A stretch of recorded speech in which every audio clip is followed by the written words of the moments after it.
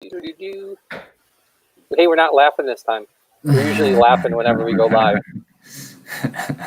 We're trying to change. Thomas catches us off guard in like a bad joke or something. Yeah, I was like, yeah, here we go. Oh, man. So what's going on? Hey, did you know, Brandon? How tight are you guys in Wisconsin with the whole virus thing? We just got like an extension here in Illinois that we now have to wear a mask in public, and the stay-at-home order is until May 30th. Yeah. They extended it here too, same thing till May 30th. And we don't have the mask orders, highly recommended, but it's, I don't know, they should either just do it or not do it. This, like, you shouldn't go out, but you can if you want to. It doesn't really work. Like, there's a meat packing plant down the road from us that just had 190 people get infected with corona. And it's like a mile and a half from my house, and they're not closing it down or anything. It's just, yeah, we'll just take those people out of work. Yikes. That's crazy. The CDC is in Green Bay and everything because it was a huge breakout. Wow, Jeez. That's crazy. Yeah, So, with Illinois with the mask, it was like, well, if you go outside, you don't have to wear it. If you're around more people, you have to wear it. If you go inside a building, you have to wear it, but you don't have to wear it to get to the building. But once you get in the building, then you have to put it on. It's just confusing. All right, a lot of gray areas right now, isn't there? Yeah. Yeah, absolutely. All right, what do we got? We got some people joining in. We're about 2 minutes in. Yeah, we usually wait about like the 5-minute mark. Viewers. All right, that sounds good. We could keep chit-chatting. Let's do the dad joke real quick. Do the dad jokes. All right, Brandon, so you're the guest, so you have 3 children, so It's you a get battle. to go first with your dumb dad joke of the week. Yeah, it's a dumb dad joke off, okay? So whoever has the better or the worst, I guess. I had a good one for my kid the other day. I don't know if I can say it on air, though. He's 14, so I can put it in front of him now. Oh, man. All right, my wife is really mad at me about, says I'm bad with directions, but, you know what? You win, buddy.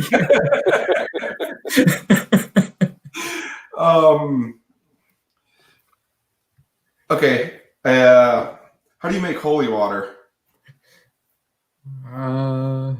You put water in a hole, you run it through a hole. You boil the hell out of it. What? Yeah, that's a boil good the one. hell out of it. Oh, I've heard that one. That one's good. that is. I haven't heard it. It's pretty good. I like it. All right, Scott, you're up. The defending champ. Okay, actually, no. Last time, Nick had a better dad joke, huh? Was it? No, was it? You? Oh, no. It was you. Yeah, you had the killer one. So, all right, here we go. All defending right, so champ. this one is especially because Brandon, he's from Wisconsin. You know, all the cheeseheads and all the farms up there. So, how do you get a country girl's attention? Not sure. A tractor. Nice. That is pretty good. All right, Tom, it's your call. Oh man, I like the Brandon's. You know, he had a good comeback because he dropped it on the first go around. He did. He redeemed himself quite nicely. I'm gonna give him. I would say the jokes were probably equal, but the redemption part of Brandon's joke was nice. So I think Brandon takes the cake on that one. It was good. Okay. It was a little clever. It was clever. You had to think a little bit. Let me give you my backup. My backup is, what do you call a pudgy psychic? Not sure. A fortune teller. A fortune teller. Oh well, that's why they're called dumb dad jokes. It's a pretty good one too, man. Ah, crazy. You can't be burning up all right. You gotta save your ammo, man. You can't just burn up all your dad jokes. Dude, I got. I'm gonna do that. I got Next time, if I have some prep work, I'll Google it first. All right, let's get There we on go. with the show here. We got 5 minutes in. Scott, you want to do the honors? All right, everyone. Welcome back to another edition of Talking with TLR. Got Thomas Tran, the one and only Brandon Rohde, and myself here. So first off, we hope everyone is doing good out there. I don't know if you caught the first couple of minutes of this, but Wisconsin, we're in Illinois, Brandon's in Wisconsin.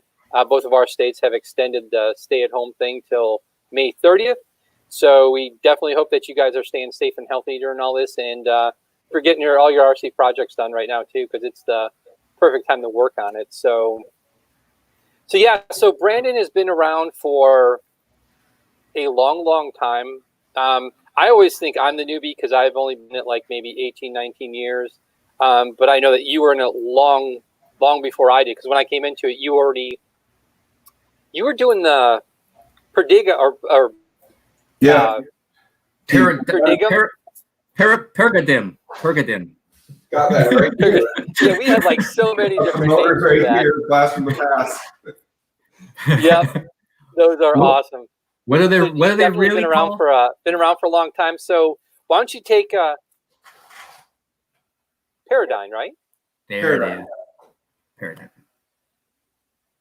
Yep, yeah. I think we used to call them Paradigm or something, and That was a kind whole of bunch of different nicknames. it's spelled it's one of those weird words with the G silent, so Yep. I was the G. Yep. All right, so why don't you take a few minutes, give us a quick little history lesson, and then we can get to Thomas's top 20 or top 10 questions. 10 of 10, baby. All right, Brandon, let's hit it. 10 of Who 10. are you, man? All right, Brandon Rohde from Green Bay, Wisconsin, and I run the LiveRC site and Lifetime with partner Corey Kroll, who's in Milwaukee. And we're a media company. We do live broadcasting, daily news, anything and everything with RC, and then the Lifetime or timing system, which is what almost all the tracks in the U.S. are using now for scoring their races. And then we also do timing for Supercross. We do broadcasting for them for their Supercross future stuff. Min 400, bunch of other races outside of just the RC industry as well. I've been in RC since probably like 1993, 94, really racing since 94. Probably got my first car more in like 1990-ish or late 80s. What was your first car? To me, a Blackfoot. A Blackfoot. Yeah. But that was like, that's like the Traxxas Slash back in the day, I think. Yeah, I got that with the Slingshot 4-wheel drive Kyosho car, and never really ran it much. I didn't, I was like 8 years old, and batteries lasted 2 minutes. It just wasn't that great. And then got back into it more, and we found out a track opened about an hour from home, and then started with oval racing, banked carpet oval racing in Green Bay in 93, 94. Yeah. So your background also comes from oval racing. Yep. Dude, yeah, that's this is like a theme here. Big in the 90s. Reoccurring theme. Every single one of our guests has like started out or was one of the first genre of racing was oval racing. Crazy. Yeah. I never thought that it has been around that long and it has such a deep root in our industry. It was big in the 90s. I remember there was Roar had an oval national championship for carpet and for paved. And Yep. It was, died off now, but it's kind of making a little bit of a resurgence. It's got its core crowd, it seems like. Yeah. Yep. Yeah, Scotty's on a Friday night, you'd have over 100 entries easily for carpet oval. That was insane at Scotty's place. Just a local race. Yeah. It's like eclipses, big events now for oval. So Wisconsin had that. It was weird. Wisconsin had that hardcore group of guys that just, oval was life for those guys. And there were so many oval tracks. Mm-hmm. The coolest oval track I ever raced at in my life was West Bend. Yep, Triclone. The Triclone. Yeah. That track. That was a high banked tri-oval. And Tri-oval. Cap tires and everything. Yep, cap tire. the one guys were telling me that like back before they went to lipos and stuff like that, or to 4-cell, if you were running 6-cell mod and you crashed, you just basically grab the box because all you're going to do is pick up pieces. Yep. Yeah, it was pretty wicked. But crazy. So what made you guys, you know what, let's go to Thomas's 10 questions first, and then we'll kind of dig into all the other stuff. All right, Brandon, you ready? Have you been watching any of these? Do you know what's coming up? I have. So I'm somewhat scared. They're pretty easy, man. All that matters to me is the last question. Okay. All right. So, anyways, question number 1: best thing about RC racing. It's going to sound cliche, but I think the friendships. I mean, almost all of my really good friends have come from this industry. You know, we go to the track. Everybody, for the most part, likes each other. And if we don't like each other, it's short-lived and get over it pretty quick. Now that I'm more on the backside of it, I don't take anybody out anymore, so nobody can dislike me for hacking them on the track. Were you known as that guy hacking people on the track? Once in a while, some people deserved it. They do. They totally do sometimes. You just got to give it to them sometimes, man. You know. All right. So friendship. Who is your best friend? Do you think that you've made from RC? Oh man, that's not a fair question. That's going to be someone's getting hurt. Yeah. I mean, there's a lot of people. I mean, there's people that have gotten out of it that I still hang out with all the time. Yeah. You know, all my high school friends, we all used to race at the track, and really? We all just got into it, and a lot of them got out of it. Now one of them is getting back into it with his kids, and his kids are racing more, you know, club level or very entry level. His kids are young, but kind of getting back into it.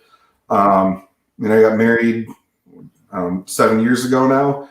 And Zach Rose, Chad Deuce stood up in my wedding. Chad used to race up in Green Bay all the time. We traveled for years going to races together. Don't see as much of each other anymore, but I still think he's a friend. I don't think I that much. You know, Zach, we still hang out all the time. And yeah, I mean, there's Steve Richter, Ryan Durain. You guys are from Green Bay. I see you guys online. There's a lot of people, you know, I'm leaving people out, so I'm not going to say one person. That's not fair. Yeah, no problem. Got you. All right, best era of RC to you, old school or new school? Best era is always the era that you did the best racing in. So for me, it's like 03 to 05. So there's a very good era. What was so good about that era to you? Like the style of dirt, the cars, the popularity at the time. Like what was really kind of like special to you? I always liked outdoor racing just because I like being outside. So I kind of miss some of the outdoor electric racing.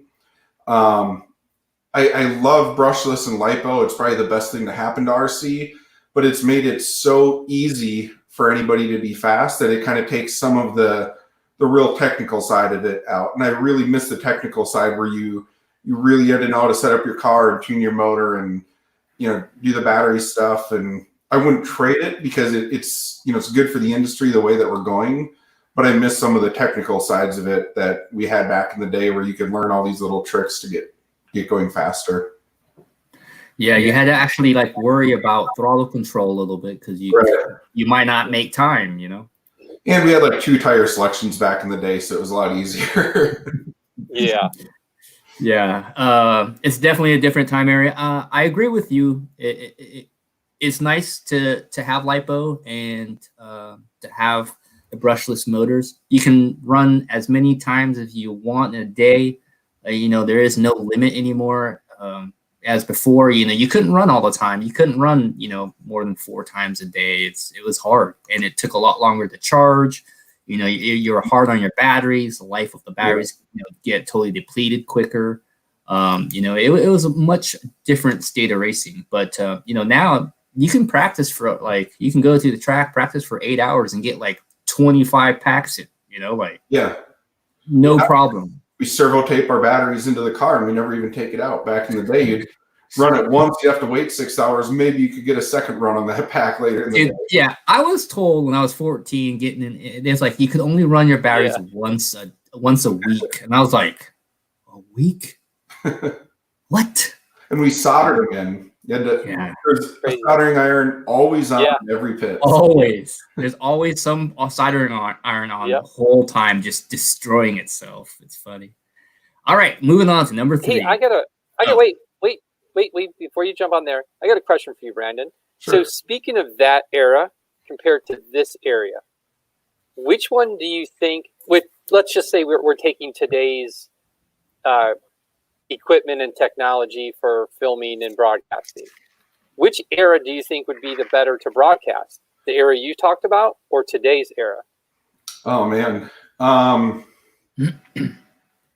Racing is racing. I mean, it's as long as there's good competition. I don't think there's one that's necessarily better or would be more entertaining. Okay. I grew up, idolizing the guys, like Masami and Francis and Pavitas and stuff. So kind of, we started broadcasting at the tail end of that. So I always wish I had the opportunity to broadcast those guys that I grew up looking at or looking up to.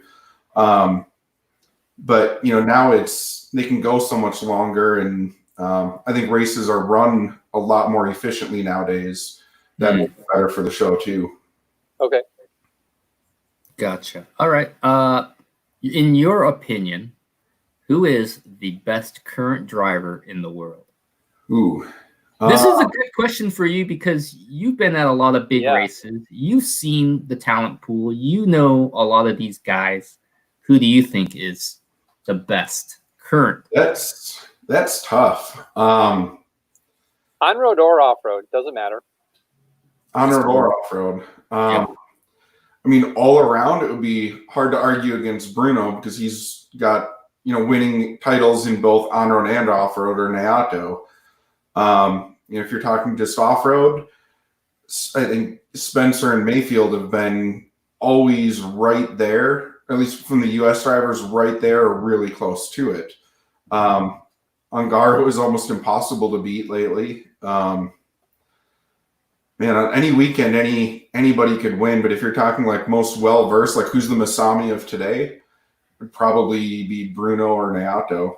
Because they're the top of both worlds. Yeah, they definitely are special. He didn't mention Dakota, so I think we're going to end the broadcast like right here. Done, goes over. No, Dakota's been on fire this year.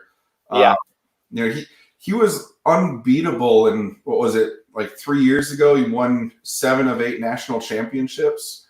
I mean, unbeatable. And then, everybody kind of, there's ups and downs. He had, a rough years, where he finished second or third or something like that. Yeah. We dream of. There was years he didn't win, and then there was years he won. Like even though his rough year is second or third or fourth, it's like he's definitely still one of the top guys for sure. I'm trying to think of just consistency. Like Dakota's always in the main. I can't remember the last time I haven't seen Mayfield in an A scale race battling for at least a podium, minus some freak mechanical. I think he's probably the most consistent at the top. Yeah. Raw speed, Dakota's just incredibly fast. He's one of the most naturally talented guys out there, I think. So it's tough. Yeah.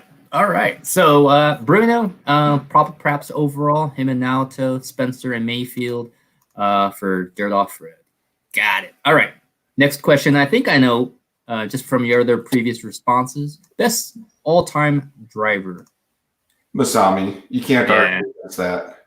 What makes Masami so special to you? Like, obviously, there is a lot of reasons why he is so successful, but to you, what attracted, or why do you think he's the number one of all time besides accomplishments? He won in almost every class for a really long period of time. There's guys that hit, have a couple good years and then, they're still good, but they're not at the top of the game. And his world championships span over a decade. Yeah. And Cavalieri is getting to that point too. He's got world championships from, was it 2003, won 4-wheel, I think. I think so. You know, and won a couple more recently. It's been a couple of worlds now, but he doesn't have the on-road and off-road. And Masami never won the touring car worlds, but he won every other race there was for touring car too. Yeah. Yeah. That's an undisputed answer for me, I think. Yeah. I think for a lot of people, that would be the answer there. Okay. So number 5, what is the number 1 track in the world? In the world? Just track. Yeah, just track. What do you think the coolest, awesomest track? That's tough too. I mean, in terms of like indoor facilities, OCRC is, I don't think there's many out there that are, you know, have the size, the capacity, you know, the track and the consistency and just, you know, the setup that they have. The outdoor, there's some really, really awesome on-road tracks that I've seen pictures of, but I've never been to. There's that one off-road track that had like 2-minute lap times of nonstop jumps, that video circling a couple of years ago that 2 minutes. Kenai was running at, and it's massive. I would love to see that. I would not want to drive it or marshal it, but that track looked impressive just for what it was. Wow.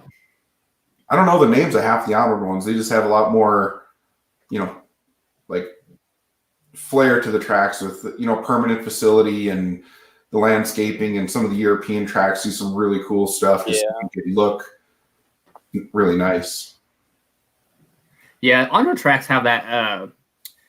It's kind of cheating in a way because they have a, I don't know if it's easier, but they have a different look to it where it looks very nice and professional. Like, I think, you know what I mean? They just have that look. If it's black pavement and it's got painted curbs, it looks awesome. You know what I mean? Like, it's just absolutely. It looks pro, and it's not saying that it's easy to get a, you know, on-road track looking pro, but you know, it just has that look to it that just looks awesome.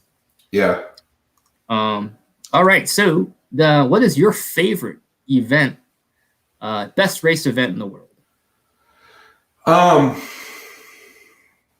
think the Reedy race is really cool. You know, just the format, the atmosphere there is second to none. You know, most fun race I've been to is, I think the 2009 J Concepts Clash was a blast. That's one of the most fun races I've been to, because it was serious for racing, but we just had a lot of fun outside the track. And I had a great time at Enid RC. I think that track is closed. I don't know for sure. We had an RC Pro Series race there years and years ago. RC Pro Series. So I'm kind of dating myself on, you know, races that were a blast. I missed the RCX Fest in Minnesota. I mean, it's, you know, there's I think, you know, like Lutz was there, Cody King, Mayfield, but just it was so relaxed. It wasn't that super serious atmosphere, and everyone camped out at the track and had a blast. But in terms of like big races, I think the Reedy race is, you know, the most complete race. But I like the Nitro off-road races the best, because they're more exciting with the noise and the smell in the air and stuff like that. Yeah, the buildup is, I think, a lot different. The climax, because the 8-scale race, it's usually mains in the evening. Yeah, they're 45 minutes to an hour long. Anything can happen. So the climax building up to that point is pretty epic. And then the racing also, you know, as you know, it's, you know, like DNC, for instance, that was some great racing. There's one main, so there's never a chance that it's decided before the last race. That's my favorite thing in RC is AAA mains, because the last day main can mean nothing. It's like, this is supposed to be the build up to the grand finale of a race, and it means nothing. Or I shouldn't say nothing, but the champion's already crowned. I hate that. You're still fighting for second, third, fourth, and so yeah, but at that point, nobody cares, you know. I wanted to ask you about the Clash, because I never got to experience that. I never went to it. I worked for J Concepts. I heard a lot about it. There were a lot of stories, you know, in the past, you know, and everybody, you know, everybody once in a while will say, "Hey, bring back the Clash, bring back the Clash," and I'm like, what is this Clash thing, man? Tell us about like what. It's a rock band, Thomas. You know, it was just a race. You know, there's nothing crazy about it, but it was electric. It was outdoor. It was, you know, loose dirt. We ran like double Ds or whole shot type tires. Mm-hmm. And, you know, I love that kind of dirt. I did better on that kind of dirt. That's probably why I liked it, because I grew up racing on outdoor off-road. Yeah. But it was a race. There was a lot of people, but it was done early. All the British guys came over. So, you know, Lee was there, and a bunch of the guys, they're not racing quite so much anymore. But Ben Jameson, Tony Truman, and everybody at night, whether you were a Joe or a pro, everybody would just go down and go to the bar. We were out of the track by 6 o'clock. Racing didn't start till 10 o'clock, so we could be hungover in the morning, and from soda, you know, just the sugar rush hangover. You know, it's just a blast. It's Florida in December, so if you're from Wisconsin, it doesn't get much better than that. Yeah, and the thing of Florida in the wintertime, you know, like the winter champs, everybody's like, bring back the winter champs and this and that. Mm-hmm. But it's like, you know, I keep asking Jason once in a while, I'm like, why can't that race come back? And he says it's just a different time period in the industry. Like he thinks that it can't come back to that place anymore, Lake Park. Yeah, I think there's more demand for facilities now. Mm. You know, there has to be more set up for pitting or for camping.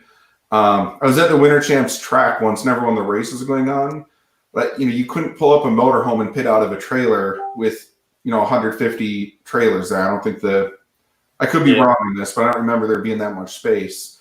Mm. People just want a perfectly groomed track, and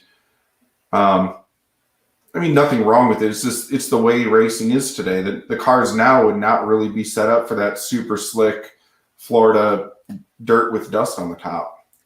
Yeah, definitely a unique situation. But maybe it will come back in some sort of form. I would love to see a big race in the winter of Florida, you know? Yeah, so would I. Or Hawaii, like we talked about. It's like, why don't we have a race in Hawaii? Like, that would be the best idea ever, right? I'll come. How about we have a LiveRC, like, championships in Hawaii, and then we'll everybody will go. You know, we can do that. It's it might be a little tough to break even on that venture, but it'd be a lot of fun. I'm sure all the manufacturers would be a part of it. Yeah. We'll just try a Horizon Jumbo Jet over there. There we go. Hey, Hobbyco used to have one. Hobbyco used to have a DC-9. Nice. No way. Wow. Okay, so next question. White wheels or yellow wheels? Oh, that was quick. I didn't even get to finish. Nope, don't need to finish. Yeah. No discussion on that one. Yellow. Dude, yellow all the way. All right. I lately have been doing this thing where I'm kind of picking the paint scheme or setting up my paint scheme so I can run both white wheels and yellow wheels as a team manager. I want to be able to help the team run in some tires or try a different, you know, compound or something, be kind of the one that is the guinea pig. So I set my car up for yellow and white, and I honestly think it looks better in yellow. I saw the picture, yellow. Yeah. So right now I did a poll, and it was like, I don't know, 54% yellow, you know, 46% white. So yellow right now is the popular tire of choice, or the wheel of choice. Yeah. All right, next question. Carpet or dirt? Simple one for you. I like dirt, but I have nothing against carpet. I've just never raced it before. You've never ran on carpet? Nope. That whole trend came around right about the time. I don't want to say I'm retired. I didn't quit racing. I just haven't raced in 2 years. Big difference.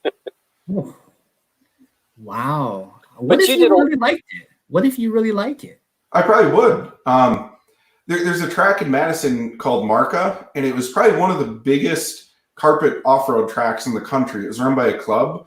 It was like a 110 by 90. It was massive. Whoa. Carpet track. And it was a club, and the building got sold, so they lost the lease. And right at the time I ordered a carpet car, I was going to get it all built up and go run. And then the building got sold and never got to go run it. So. Oh, wow. I may change my mind after I run it. Who knows? Scott actually is new to carpet. He really likes it. I can't even. Well, it's funny because we've had, obviously we've done a few of these and we've talked about that. And I mean, I run touring car and oval on carpet, so I'm used to carpet. But until I finally ran off-road carpet, I was just like, yeah, I see it. It looks okay. And then, it's the most insane thing I've ever raced in my entire life. It's like 12 scale quick, that whole twitchiness with jumps. So it's just.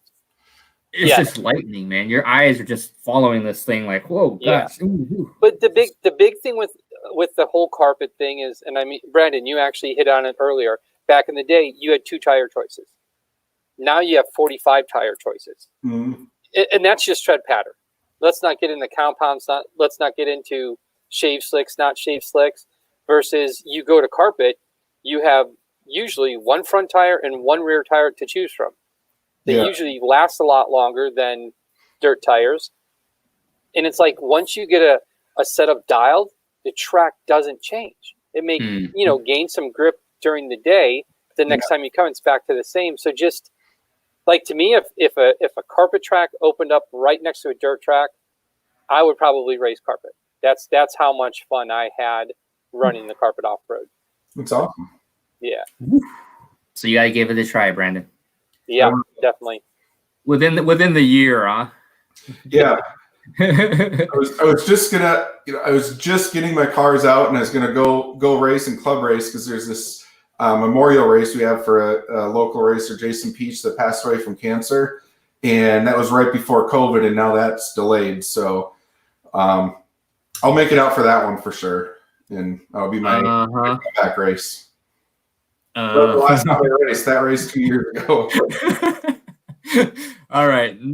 Number 9, treads or slicks?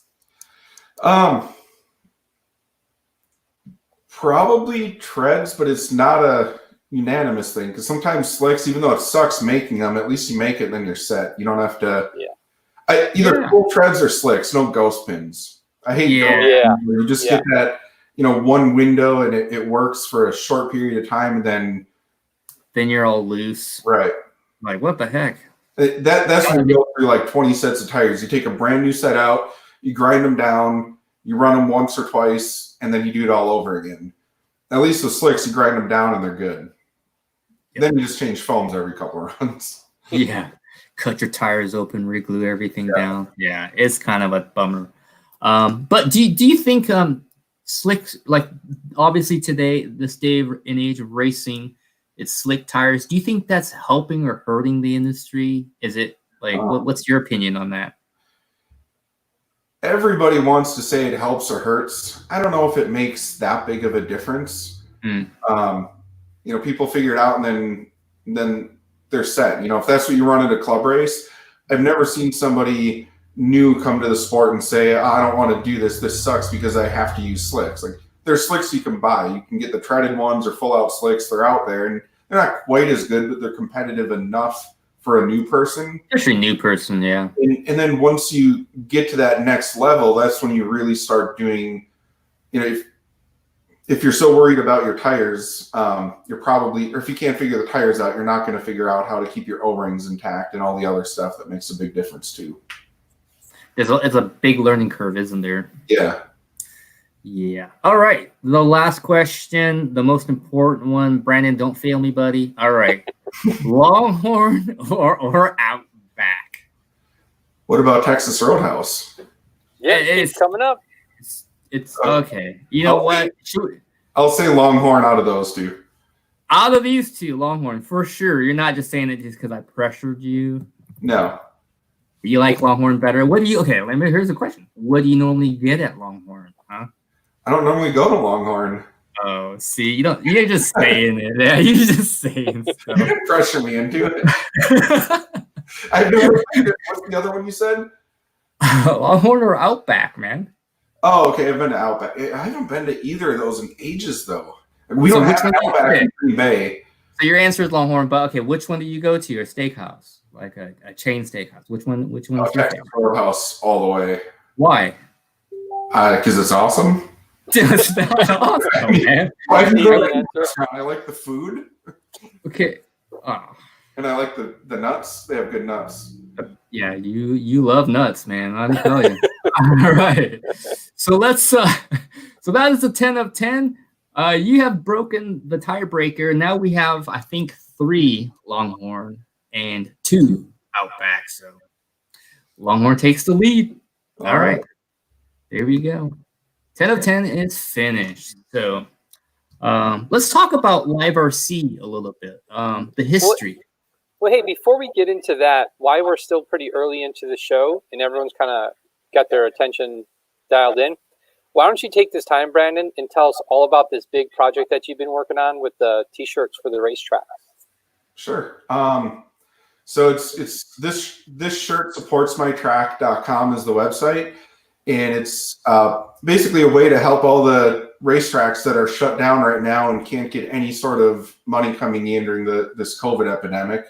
So you choose the price you pay, $25 to $500, and 100% of the proceeds, which is basically the price of the shirt minus about $5, a little less than $5, goes to the track. And then we've got a whole bunch of sponsors that have joined in. Really, every major manufacturer in the industry is joined in, and they do a $1 to $5 match on every shirt sold. So for the when you buy a shirt, say you buy it for $35, the track will get $30 from that, plus another I forget what the number is at now. I think 38. So they get $73 for your $35 purchase. Goes right to the track. So far, we've raised $140,000. And we're on pace to hit 150 by the end of the month, which is great. We hit the first 50,000 in the first 24 hours, 100,000 in the first 5 days. Slowing down a little bit right now, but we're working on some stuff to reinvigorate that. Maybe offer some different colors, or a hoodie, or pit towel, or something to kind of give something else. Because now most people have a T-shirt at this point. It's been awesome. We've got 270 tracks that have gotten funds. We've got, I think, 51 or 52 tracks that have received over $1,000. Some tracks are well over that. So enough to, really for a lot of these places cover rent, or at least most of the rent for a month, if not multiple months. I know there's a couple tracks that have paid the rent for 2.5 months already, which is great when you can't when you can't be open. Yeah, definitely. Do you feel that it's pretty spread out as far as like throughout the country, or is it just like little pockets of tracks? It's really even throughout the country. You can definitely tell the tracks that have, a bigger racer base, because that's the whole premise is when you buy a shirt, you select what track you want the funds to go to. So you're not just buying a shirt and 10 cents goes to your local track. You're actually supporting your home track. The tracks, there's some tracks that have hundreds of racers on every weekend. They've generated a whole bunch of money. And then tracks that are actively promoting it or have a good social media following. That's the biggest thing we've seen, is tracks that do a good job marketing themselves have done really, really well. And then tracks that, barely have a Facebook page, or they, their last Facebook page is 3 months ago. They haven't gotten as much. They just, it could be a smaller track, or that people just don't even find out about it from the local track. Some tracks have even said, wear your shirt the first night, we'll give you a free night of racing. So you buy a shirt, you get a free night of racing. That's helped too. It's really just what the track puts into promoting it. And it's definitely a relationship there on you get in what you get out what you put in. Very cool. Very cool. And then what I was hearing is that one of the most talented racers who no longer races is actually printing the shirts for you guys, Jeremy Quartz. Yeah. Yep. So Jeremy's been in the industry for years and years. He's another old fart like us. So he runs, his main business is called ProMotion T-shirts. So he stepped up and said he'd do it for just the cost of materials, and that's how we got such a great deal on the shirts. We got all those. I mean, that price is including the shipping to get the shirts to him, get them to us. That's a great price on the shirts. So, he's helping us out with that. To date, he just shipped out another box today. We've printed 2,200 shirts, and we'll have another order going in probably mid next week for another 500 or so. Very cool. And what was the website again? This shirt supports mytrack.com. Okay, perfect. And how long do you think that you... Little free plug here. There we go. And all the sponsors that are stepping up, TLR is one of them. You know, that's the cool thing is all the companies have really stepped up. That, you know, normally Associated Keel Show, TLR, Mugen, you guys are going head to head, but in this case, everybody's in this together. So yeah, for sure. You know, almost every company is on the back of that shirt. It's pretty cool. How long do you think you'll keep this going? Until this COVID epidemic ends. You know, we're still getting, you know, 30, 40 orders a day. It's not as much as, you know, the first day we had 1,200 shirts come in. It's like that UPS commercial where the little dinger is going up and up and up, and then you say, "This is cool. We're getting orders." Oh crap! How do we manage this? Yeah.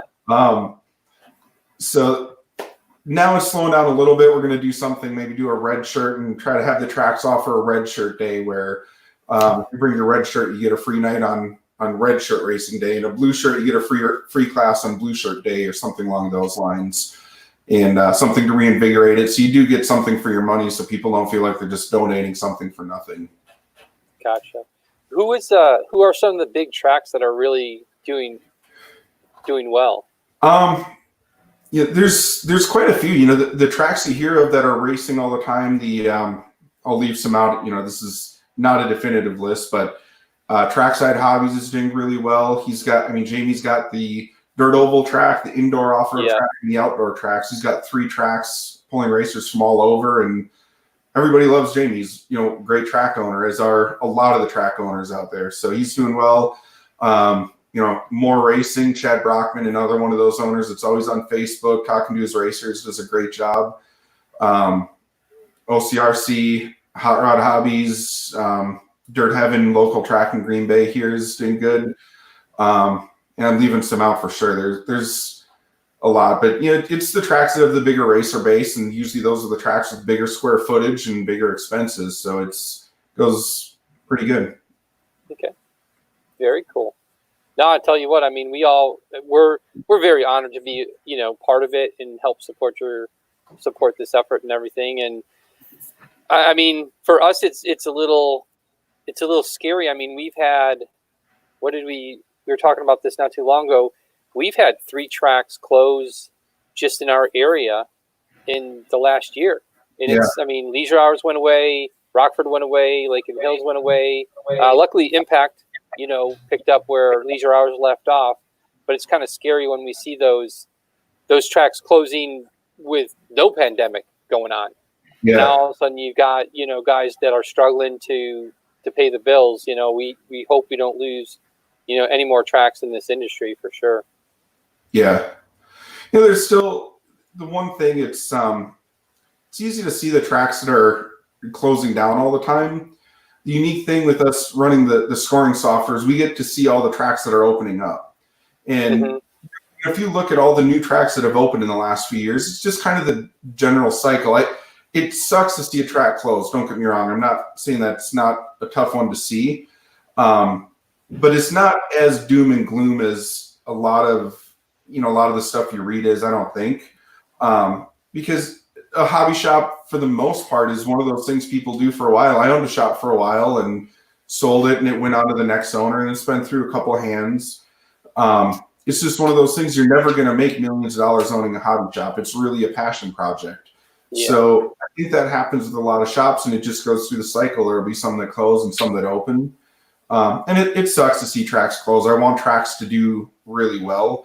But outside of the pandemic, sometimes that is unfortunately just the cycle. People have their fun with it. They run their track, and then, okay, now I got kids and a family, and I can't support it on, making 25 or 35 grand, with the family. It just doesn't work. Yeah. So. Very cool. Thomas, you got anything? No, I'm good on that. I mean, tracks are sometimes, this is how it is. some people think it's really easy to open a track. It's like, oh, well, I'll just open a track and make some money. But they don't really actually know how to run a business. Two, what really makes a good track. They don't have no idea. So they get involved, they build a track, and in a year they rely on all the racers to support it, but they don't know what they're doing, and then track goes out of business. Sometimes businesses have to fail so that the good businesses that ran by good people can start coming through. You know what I mean? It's just part of the cycle. So tracks that come in, and they close down, if they're ran poorly, they're going to close down as any business would. If it's ran poorly, it closes down. So like, sometimes when you have a good track with a great owner, but the financially just doesn't make sense, that's when for me it hurts. But like for the tracks that close down for bad management, they don't know what to order, they can't like connect with the racers or the people, then it's like, hey, maybe you're not the right person to be owning the track. And they gave it a shot. It's nothing wrong, but it's like Brandon says, it's not all doom and gloom. I still see racing very. And everybody's like, oh, racing's dying, but like all the big races are full. You know what I mean? Like turnout every year is the same. So it's like the racing's still pretty healthy. Local tracks and club racing, it might be up and down, but that's just kind of the ebb and flow, Mm-hmm. That's kind of why we started the industry analytics thing on LiveRC too. I don't know if you guys have seen that, but every week we post analytics on how many people raced that week, how many different tracks were active, and we've got a lot more stats we can see behind the scenes when we run custom reports, and we can look at the trends over the years. And racing is going up. All the manufacturers feel like the racing market is hurting. When you look at the raw numbers, it's not really hurting, it's growing. It's just that there's so many more players in the pie. The economy's doing good, so a bunch of people are starting companies. What used to be Proline and Losi in the tire game, 15 years ago, now there's Proline, J Concepts, aka Raw Speed, Six Smith, Hot Race. Yep. Yeah. And it's good for the industry. It's tough for the guys making tires. And same thing with the cars. It used to be Associated, Losi, and kind of Kyosho in some of the markets. Now there's 15 cars out there you can choose from. Yeah. It's not a bad thing for the racer, but it makes it hard for the companies that we're used to having 80% or 50% of a pie that's maybe 75% as big 10 years ago. Now it's grown maybe 75 or 100%, but you only have 20% of that pie, so it feels like the industry's smaller. Mm-hmm. But that's not what we're seeing on the numbers. The numbers show that it's growing. Do you think the numbers will get back to where they were back in the day, or do you think there's too many distractions nowadays? Do you think the numbers are lower? From what I see on a local or regional level, I say yes, because I go back. You brought it up earlier, RC Pro Series. Mm-hmm. I mean, I remember when Carlton had that thing clicking, and you would go to a regional race, you'd have 250 to 350 nitro entries. Now, to try and have a local or regional nitro race, you're struggling to get 75 entries. So I don't think all those people went to electric. Is it though that there's less people racing, or is there 15 other big races that going on that weekend? Travel now. Yeah. You used to not know about all these races. The only way to promote your own race was to spend money and put an ad in a magazine and really do some marketing. Now you throw it on Facebook and have people share it, and everybody can be a race promoter. Yeah. There's so many more races going on now, big races and regional races, that if I wanted to race, I could go for a trophy race every single weekend in the summer without going more than 3 hours from home. That's good as a racer. It's tough when there's you don't get those races with 250 people. That's the unfortunate side. I don't know how many people raced back in the 90s. That's numbers we'll probably never get. There just isn't analytics on that. But I remember going to those races, and when we went to Ohio or Indiana and those races, it was still the same people. It was all the same guys from Wisconsin and Illinois and stuff like that. Yeah. And now every race I go to is, I don't know half the people there. There's just it feels like there's more people racing. It's just much more diversified across different locations. Do you think there's too many big races? Yes and no. I mean, I'm old school. I wish there was, one big race a month that everybody went to, and there was two classes, a buggy and a truck. So if you're in the D main, that's a good finish. But I'm old school. It's not the way it works now. So you just got to accept that things are changing. The new norm is having a bunch of races, and it does get it out there more for the general public. If you want to get more people involved in the hobby, the more events there are going on, the more people are going to get involved. It just makes it tougher to have that one token race that a track has every year that gets 250 people, and that pays their summer bill. Yeah. Interesting. Do you think having so many big races hurts local racing? Yeah, that for sure. Club racing, I love club racing. It's still there, but it's not as big as it would be if there wasn't a huge race every weekend, no question. Okay. All right. So when I rudely interrupted Thomas and he was asking you about the LiveRC, why don't you give us the quick rundown of where it all started, how it came about, who was involved in it, and kind of what it's grown into nowadays. Okay. So it kind of started in 2005, and it was, I was living in Milwaukee at the time, going to MSOE for college, Milwaukee School of Engineering, and Doug Hay from developed Scoring Pro about the time I was in college, and he was a Milwaukee local at trackside also. So I wrote a plugin to grab the data and put it online, and then that started I think March of 05 or April of 05, and then we added video a couple months later. Back when video was really hard to do, I'm kind of proud of that. It was tough to do back in 05 for live streaming. Now it's kind of a commodity. It kind of evolved from there, and over the years, it's just we wanted to do more and more and get more data and kind of take things next level. And eventually that's where we did our own scoring system so we could try to elevate things to the next level and bring it to other markets. So I talked to Corey Kroll, a longtime friend. His mom used to babysit me when we were kids. I knew he was a computer programmer on the thick client or Windows side of things, and super smart dude.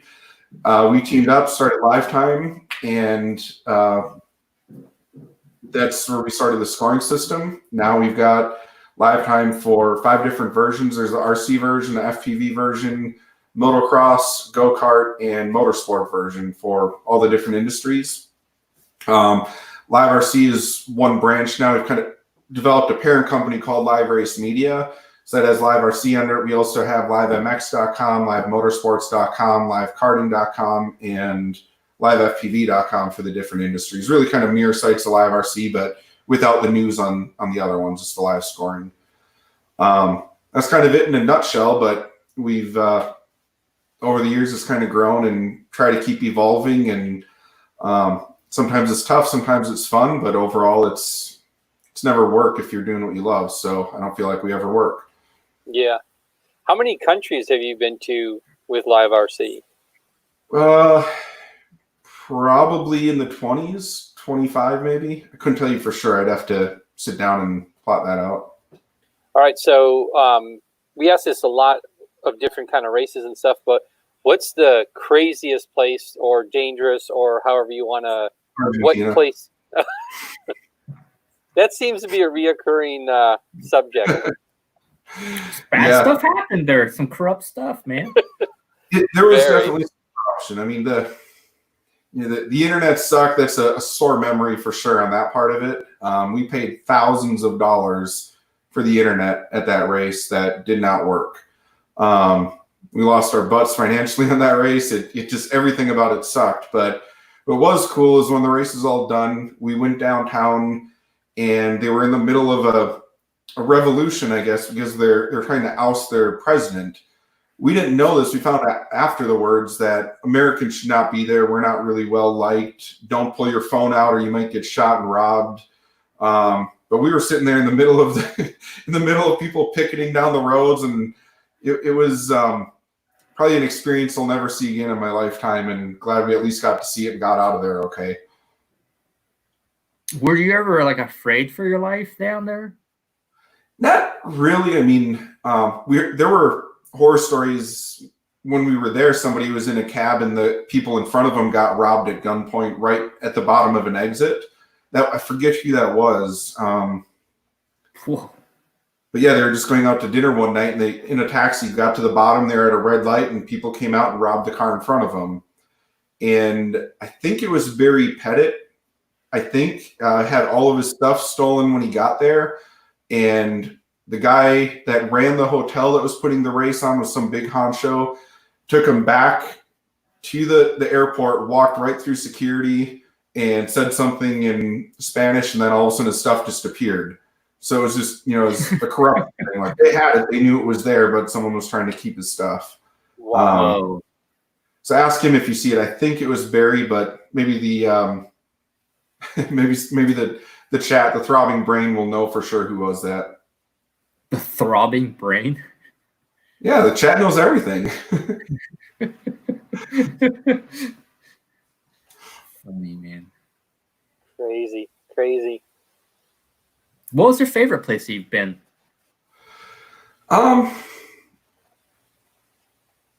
It's tough too.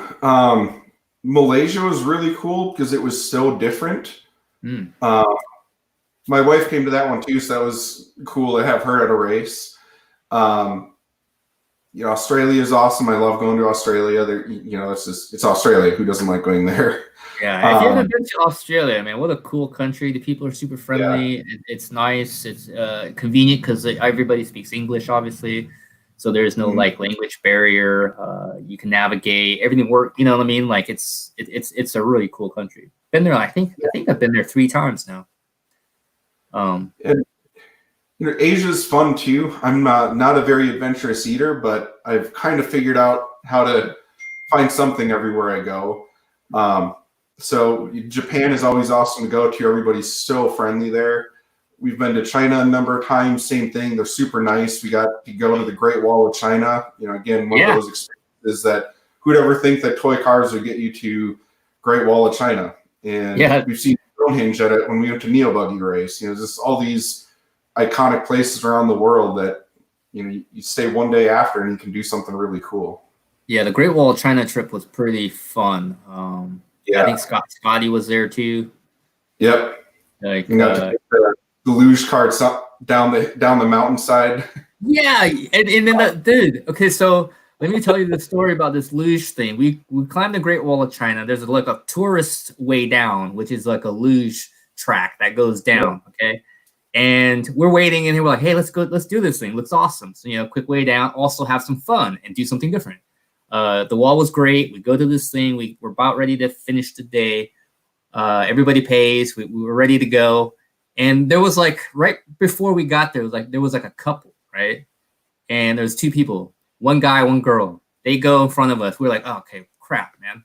We'll wait a little bit because we don't want to get blocked up and then have to use our brakes and then like follow them and get held up.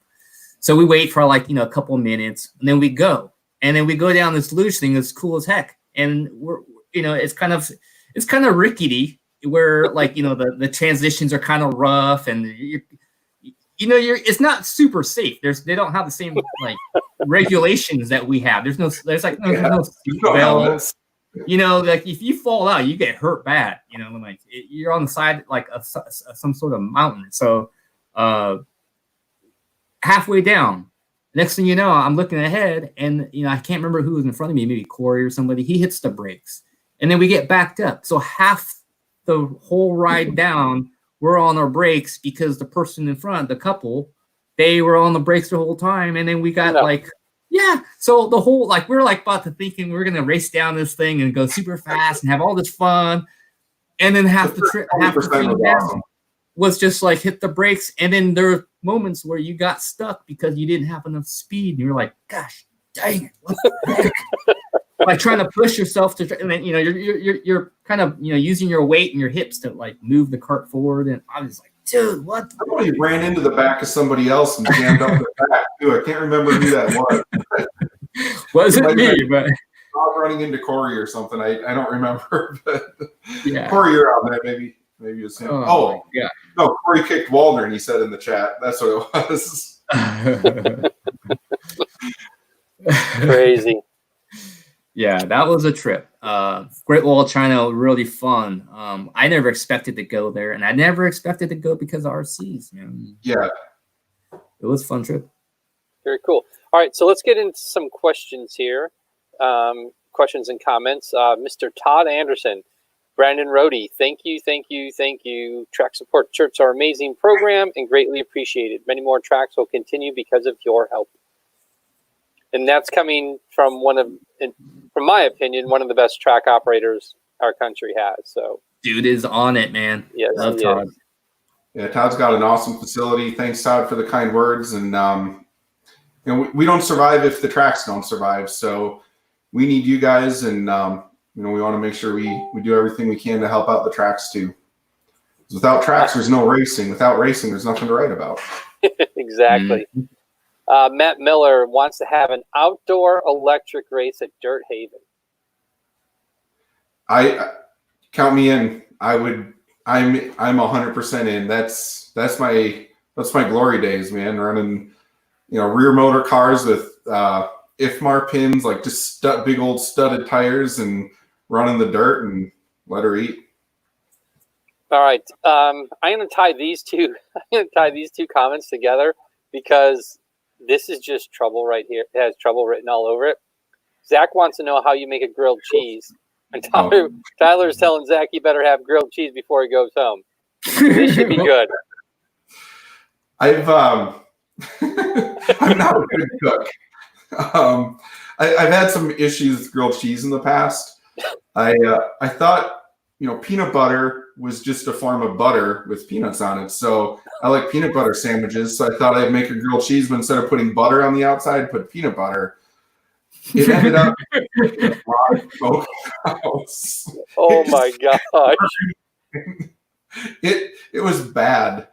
Wow. And then another one, someone goes, well, why don't you just make your grilled cheese in the toaster? It's easier, it's quicker. So I did that, but then the cheese all fell to the bottom when it melted and got stuck in the bottom. So then I turned it out sideways, and then it shot out onto the floor. So it's been I've had some bad grilled cheese. Jeez. Brian, all right, got a question here from Brian Brostowski. Hope I didn't say that butcher it too bad.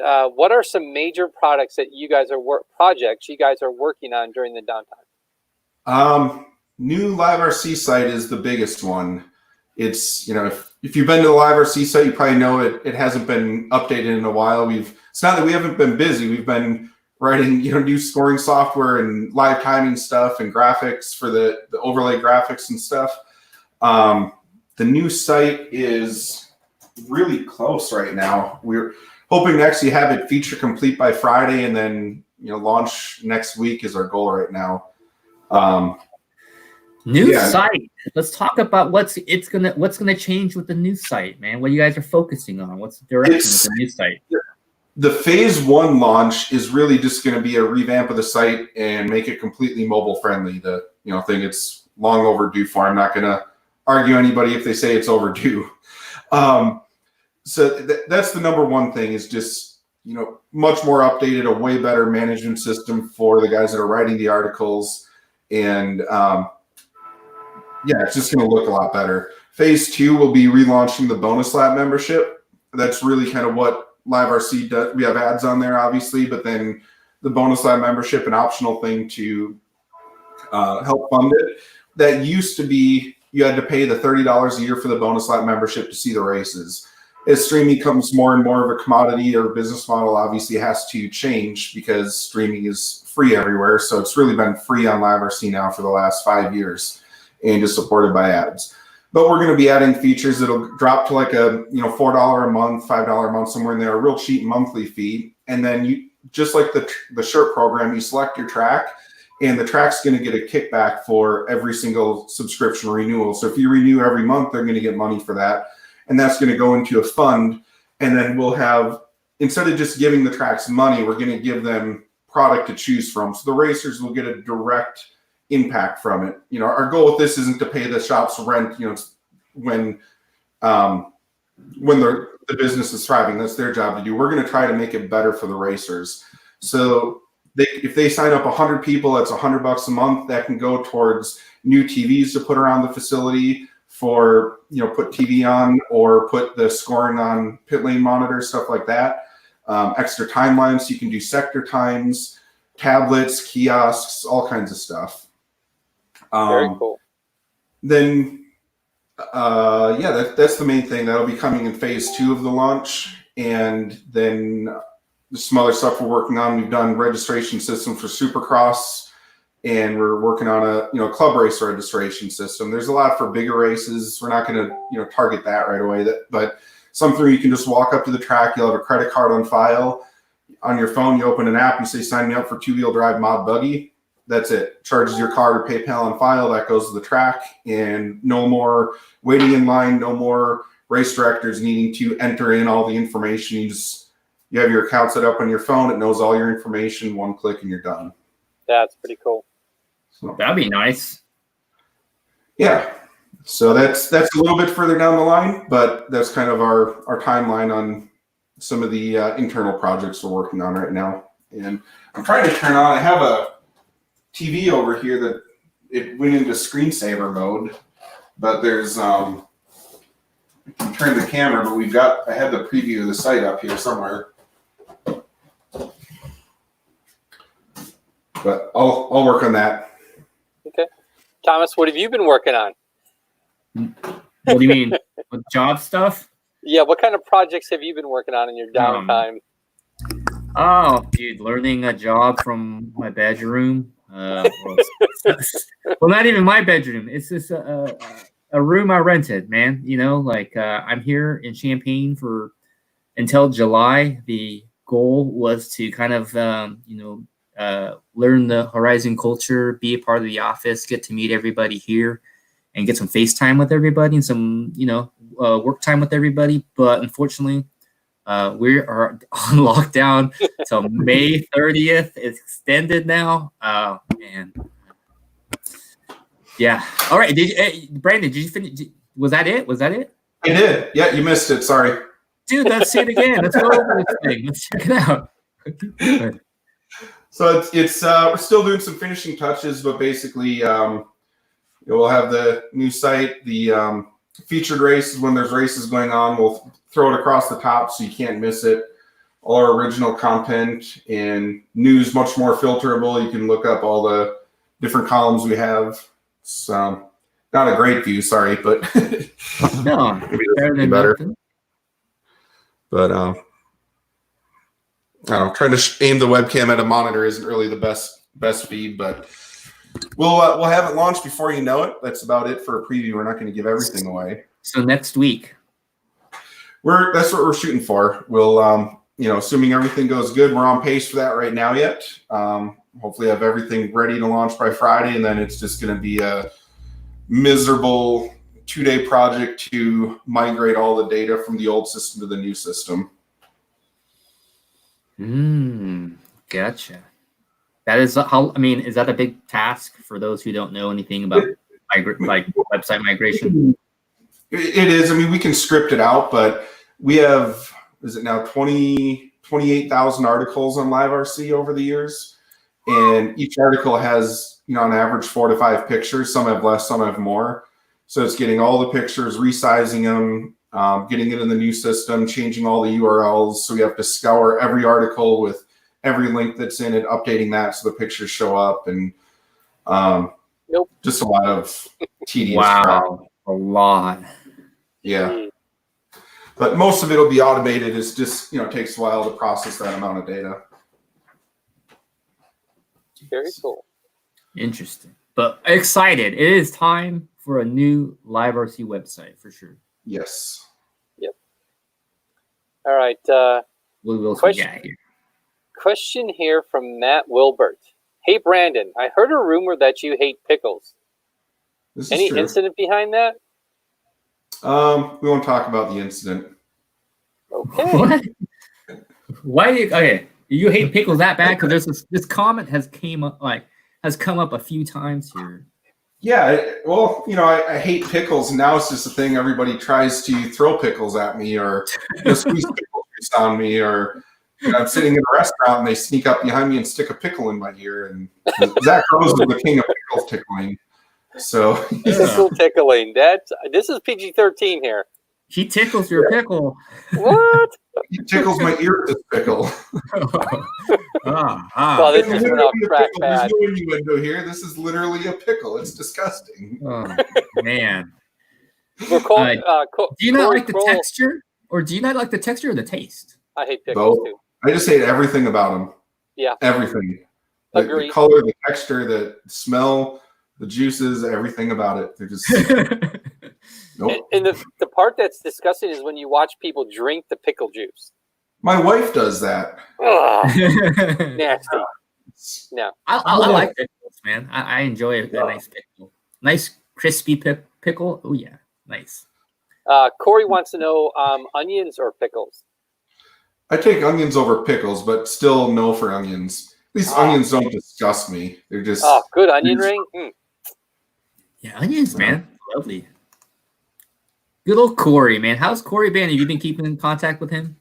Oh, yeah. Yeah, I mean, Corey and I talk every day. We're business partners in this whole thing, so we better talk all the time. I haven't seen or talked to Corey in a long time, to be honest. Caught up. He was just here. We were practicing our social distancing and folding T-shirts. So we did 2,000 T-shirts in a day, and we both had really, really sore backs. It was not good. You did get one of the automatic folding template things, didn't you? No, because it takes, when you're doing in volume, it takes just as long to set it up on the folding template as it does to just fold it. I watched video. I don't think it's any quicker. Maybe next time. All right, we got a question here from Chad Staub. Got a question for you guys. Do new guys get up to speed as quickly today as in the past? That's a good question. It's kind of a trick question in a way. I think so, because there's a lot more people now that can be really fast with just natural talent, that if you didn't have the right setup in the past, you wouldn't be competitive. You had to have the right motors, the right batteries. You couldn't even buy the batteries that the pros had. And anybody could be fast, but you had to do a lot more Dremel work and, technical work on the car to be fast. Now you're fighting for, a 1/10 of a second or 100th of a second by doing your O-rings a little bit better, this or that. But there's not as much on the real difficult stuff, like dremeling the shock or dremeling stuff down and soldering stuff. Now it's really just plug and play, and it's just the process. How do you build your shocks? Not what do you need to modify to make them work?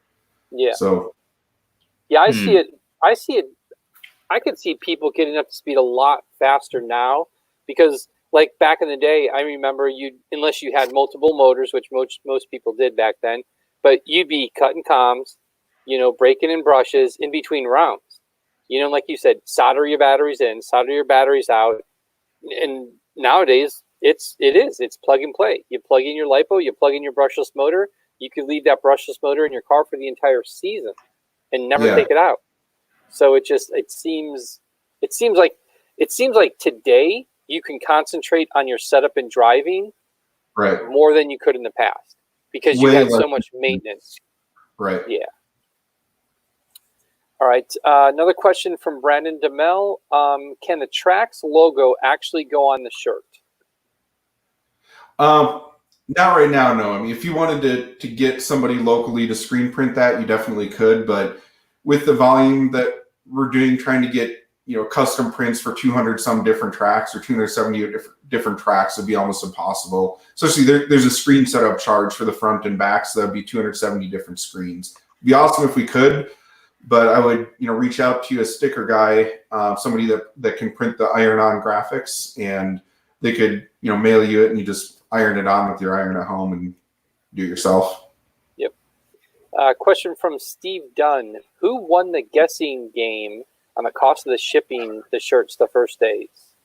That's Steve. I will post that after this race. I apologize. I got sidetracked on this week with other projects, and we have the answer, but I I did not go through the list yet. I thought about that earlier today, but crap, we never did that. So we owe you guys an answer. We will post that here shortly.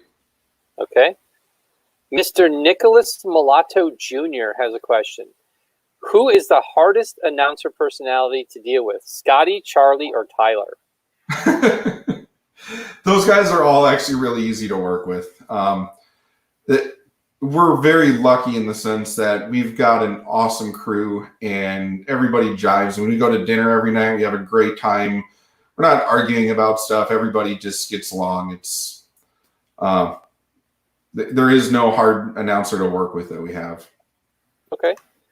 Very good question from William Garcia. This is the $1 million question. What's the best class to race for someone to come back to racing after 10 years?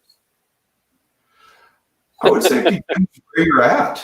I mean, I don't think one car is harder to set up than the other ones. I mean, a 10 scale buggy truck or short course, it's all the same platform. I would just run whatever's popular at your home track and make sure it's a class that's got a solid entry count every night. So you don't buy a stadium truck and everyone's running buggies, then you have nobody to race with. I'd probably avoid some of the, if you're coming back and mechanics, you could start with A scale pretty easily. But nitro can be scary for some people, but it's not so bad once you do it. Especially if you raced 10 years ago, not much has changed on a nitro engine. Gotcha. Comment here from Angela Rohde. Uh-oh. Oh boy. Rohde is more afraid of his wife than races. I am scared of my wife, yeah. Which Corey says. She's in the chat. Uh-oh, Angela has stories. That was asking what my favorite race is, so I made sure to add in the one that my wife was at. Definitely. Malaysia was pretty sweet, she says. Yeah, very fun. All right, so another question from William Garcia. What's your best comeback story? So so basically, what's the coolest comeback you've ever seen, if one sticks out in your head? That I witnessed or that you witnessed, yeah. Or both. Both. How about that? Both? Man, I'm trying to think of I just watched a race like 2 hours ago from the 2008 Reedy race, on-road race, where Paul Lemieux had a body tuck on the first lap and was like a half a lap down and came back to win on the last corner over Josh Cyril and Rick Howard. Wow. Come back in touring car from a half lap down with those names, in 08 when, Cyril and Rick were still racing all the time. That was pretty impressive. Paulie Power. Yeah. So that's fresh in my mind because I watched that video earlier today. Somebody linked it. I'm trying to think of other ones. I mean, there's been some awesome races. I'm just trying to think of a comeback one. We talked about Barry Pettit before. I remember like every race we went to for a good 2 years, he would fail to qualify, like DNF all 4 rounds and be in the bottom main and bump all the way up to the A main. He did that multiple times. It was uncanny weird. So if you call that a comeback, that was pretty entertaining to watch. I just can't think of any other right now. Okay.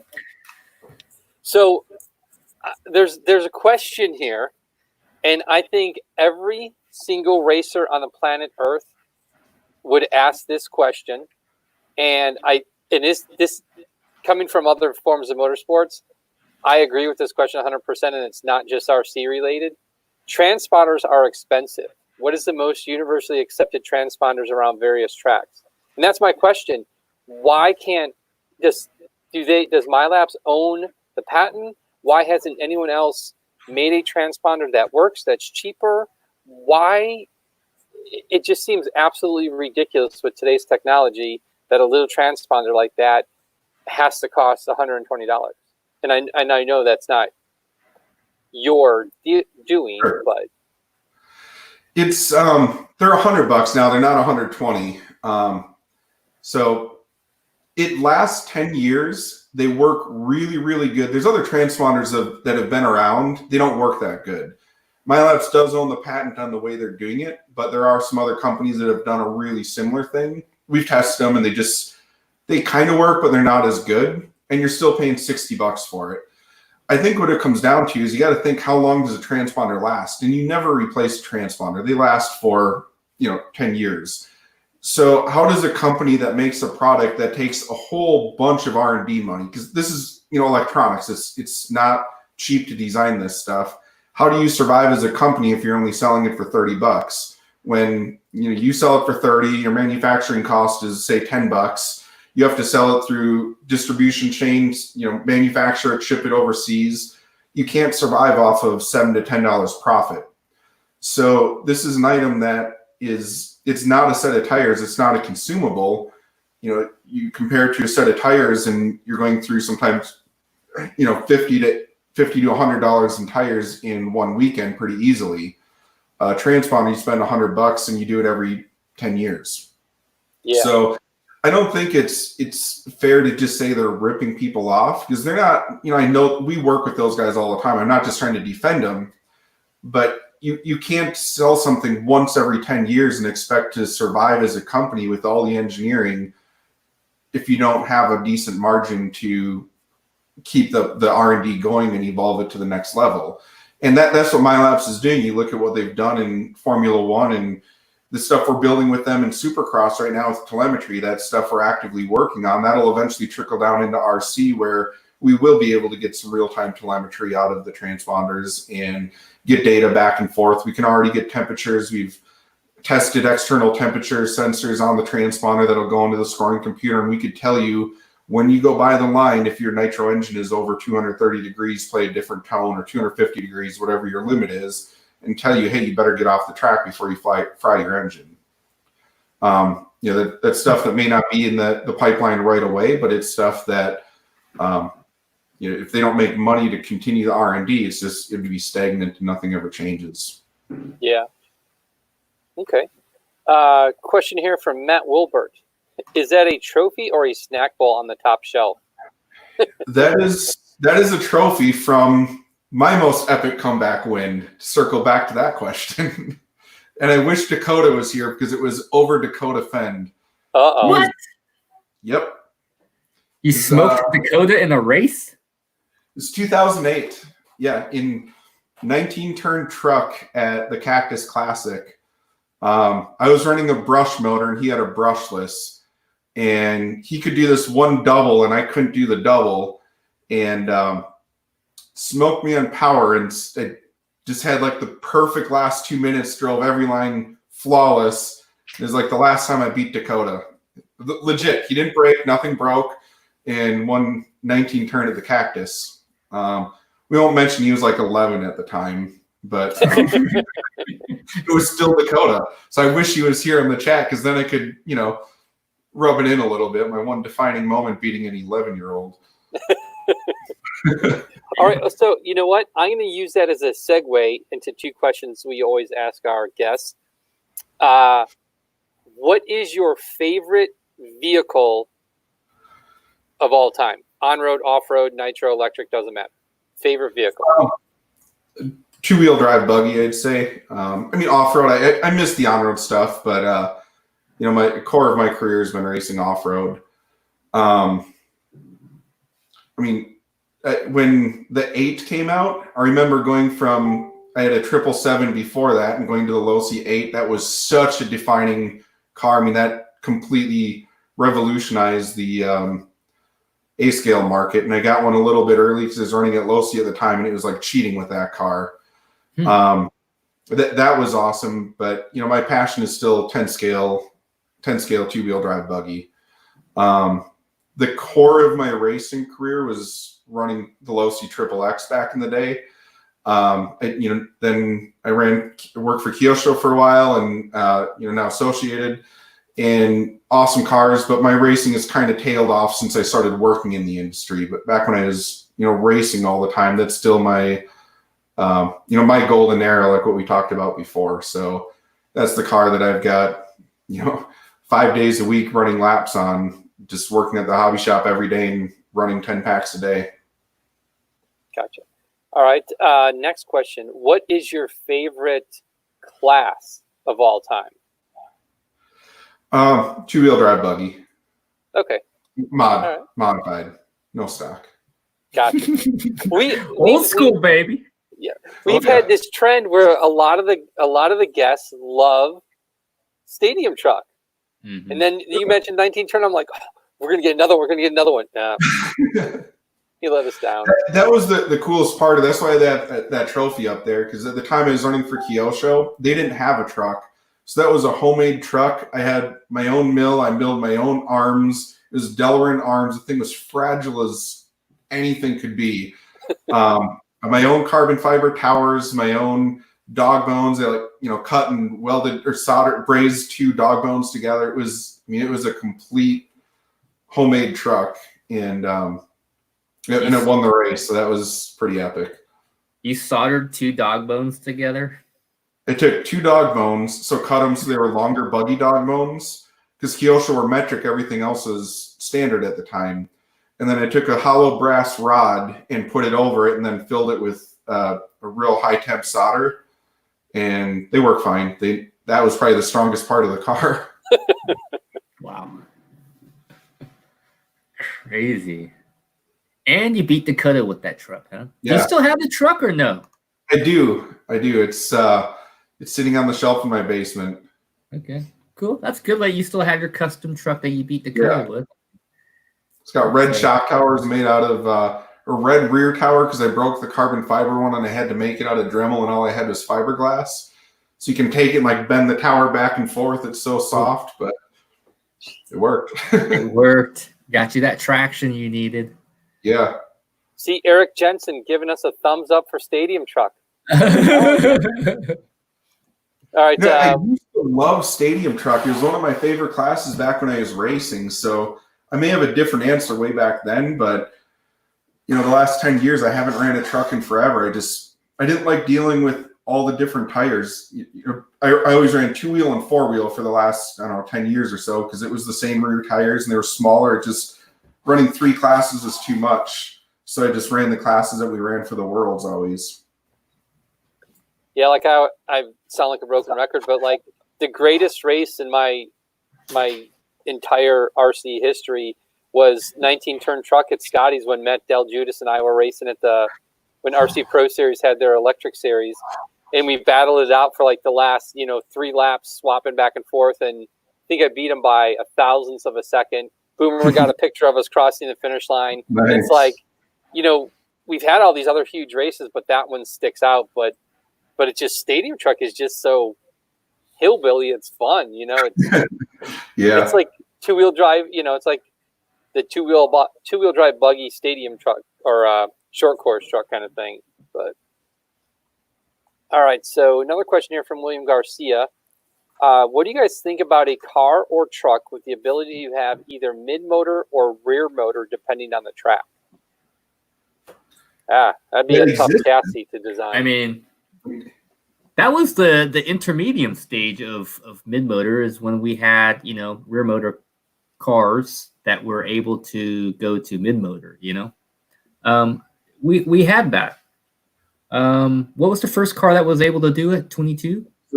Yeah, the Losi 22 did it, and then the B5 came out with most of the same parts, same front end. You just changed like the mid-motor or the mid section of the chassis and back. Yeah, the chassis was totally different. I remember that. And then the Kyosho, you could do it. It was a rear motor, and you could flip it to mid. Definitely already cars that do that. It just seems like this day and age, it's all about the high grip stuff. So it just seems lay down mid-motor cars the way to go, it seems. The thing that I've noticed, like I'll say in the past year or two, more than it seems to stand out more than in the past.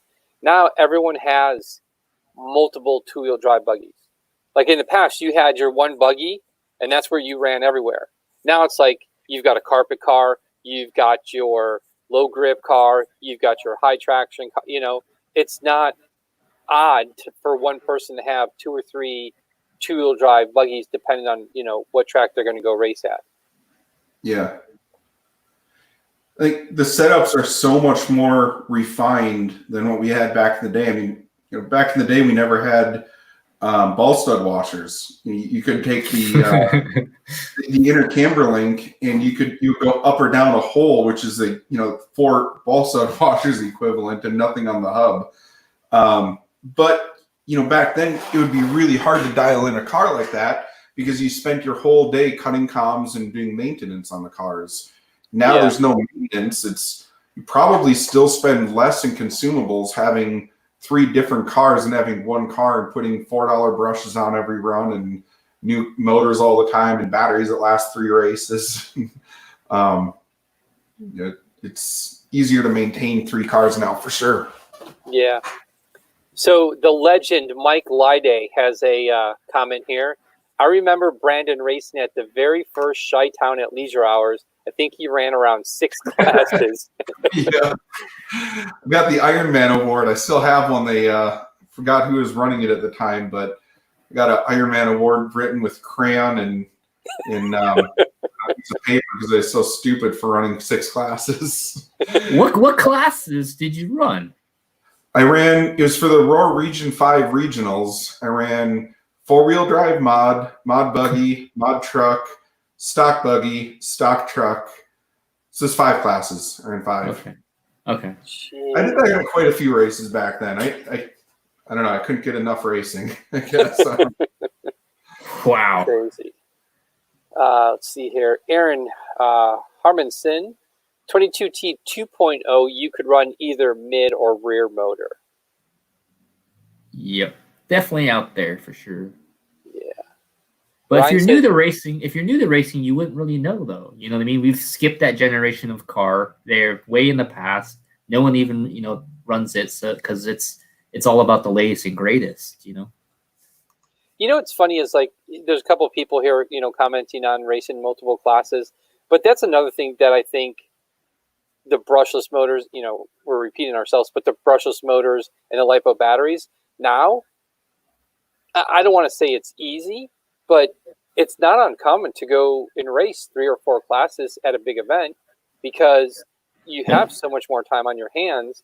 It's more about tire prep and setup than, doing anything else. But yeah.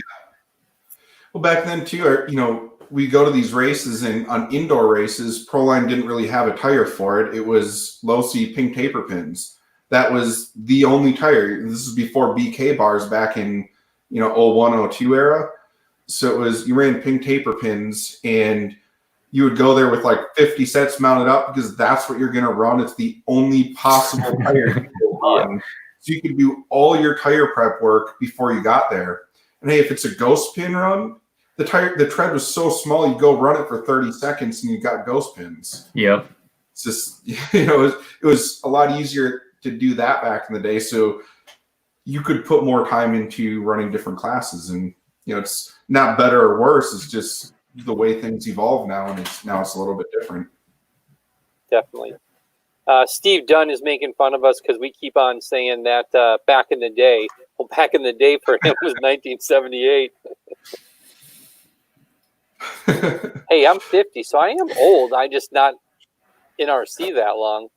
All right, let's see here. And it's funny because I say that I'm like I haven't been in it that long, but 18 years is actually a long time.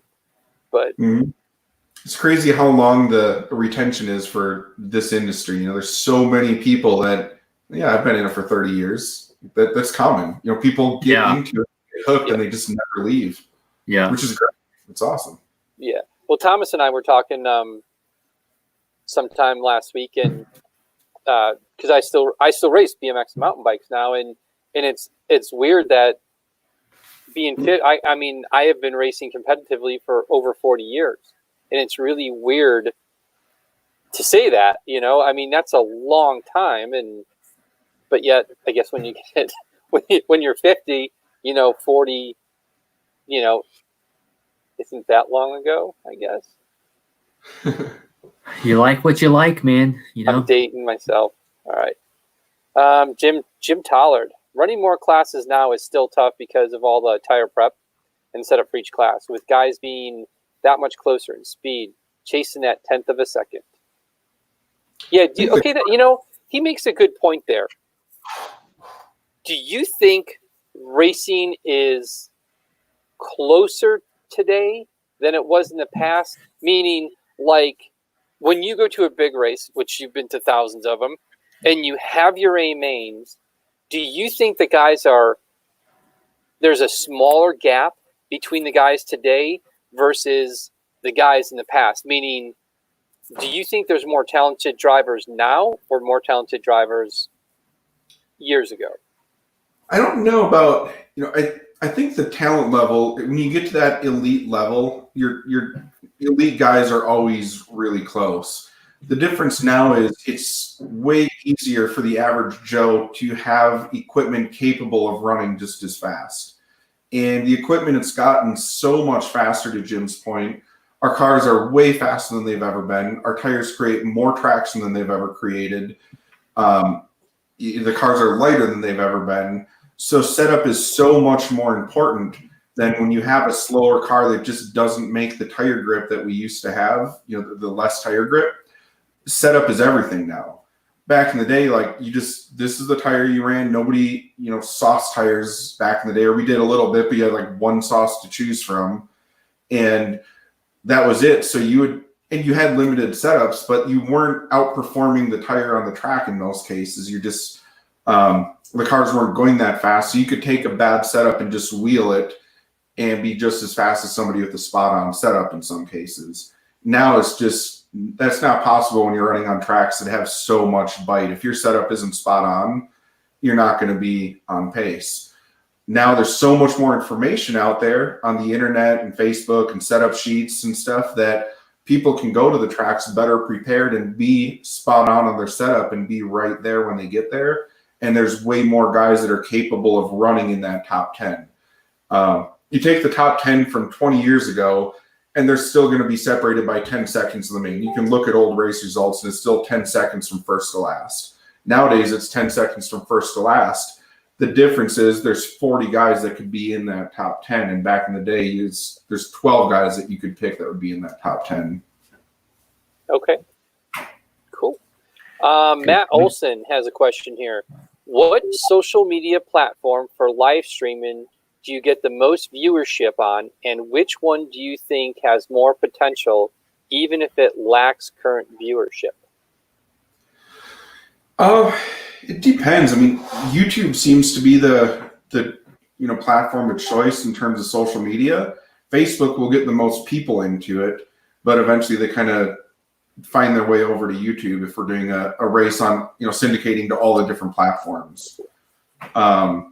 I think YouTube just has better support for mobile devices and TV and computers and Roku, and YouTube works on everything.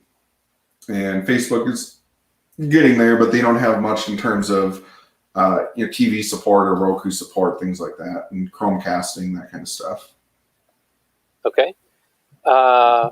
Comment here from Jesse Wolkenheim, and this is not surprising to me. He says to bring back monster truck racing. I like you, Jesse. I've had some epic battles. I've had some epic bad idea. I had some epic battles with Jesse in monster truck on the RC Pro Series. That was a blast. I remember Jesse always had the monster truck race, and he was good at monster trucks, but there's nothing more dangerous than a hillbilly with a monster truck that doesn't know how to race and put him on the track with 3 jumps. And it was always A-scale lucky that marshaled for monster trucks. It's just the way it worked. Not even A-scale luggies. Whatever race I was in had to race marshal monster truck the next race. I've got bad memories of that. It was not fun. Jesse made a comment at a race. I have no clue what race it was, what year it was, but he made a comment that has stuck in my head ever since the day he said it. And it was toy cars racing for bowling trophies. Why is everyone getting so worked up? Toy cars for bowling trophies. I mean, we don't even have bowling trophies now, though. You know what I mean? Yeah.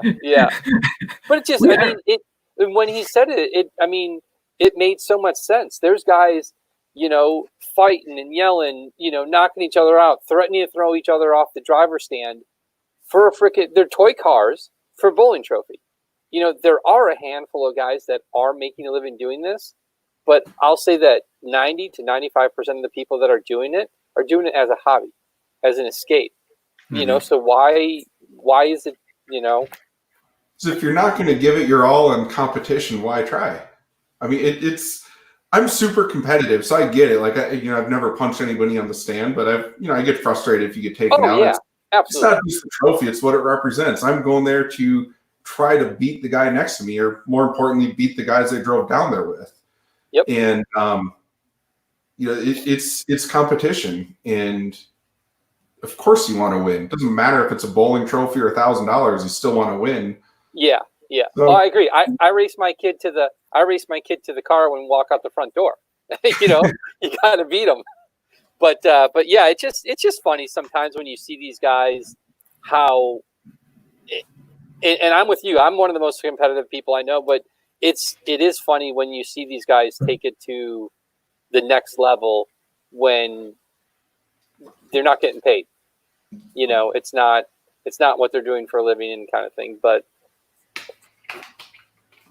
yeah, it's just competition. You know, we all want to be the best, and only one person can be on any given day. So if that's not you, it's not any fun.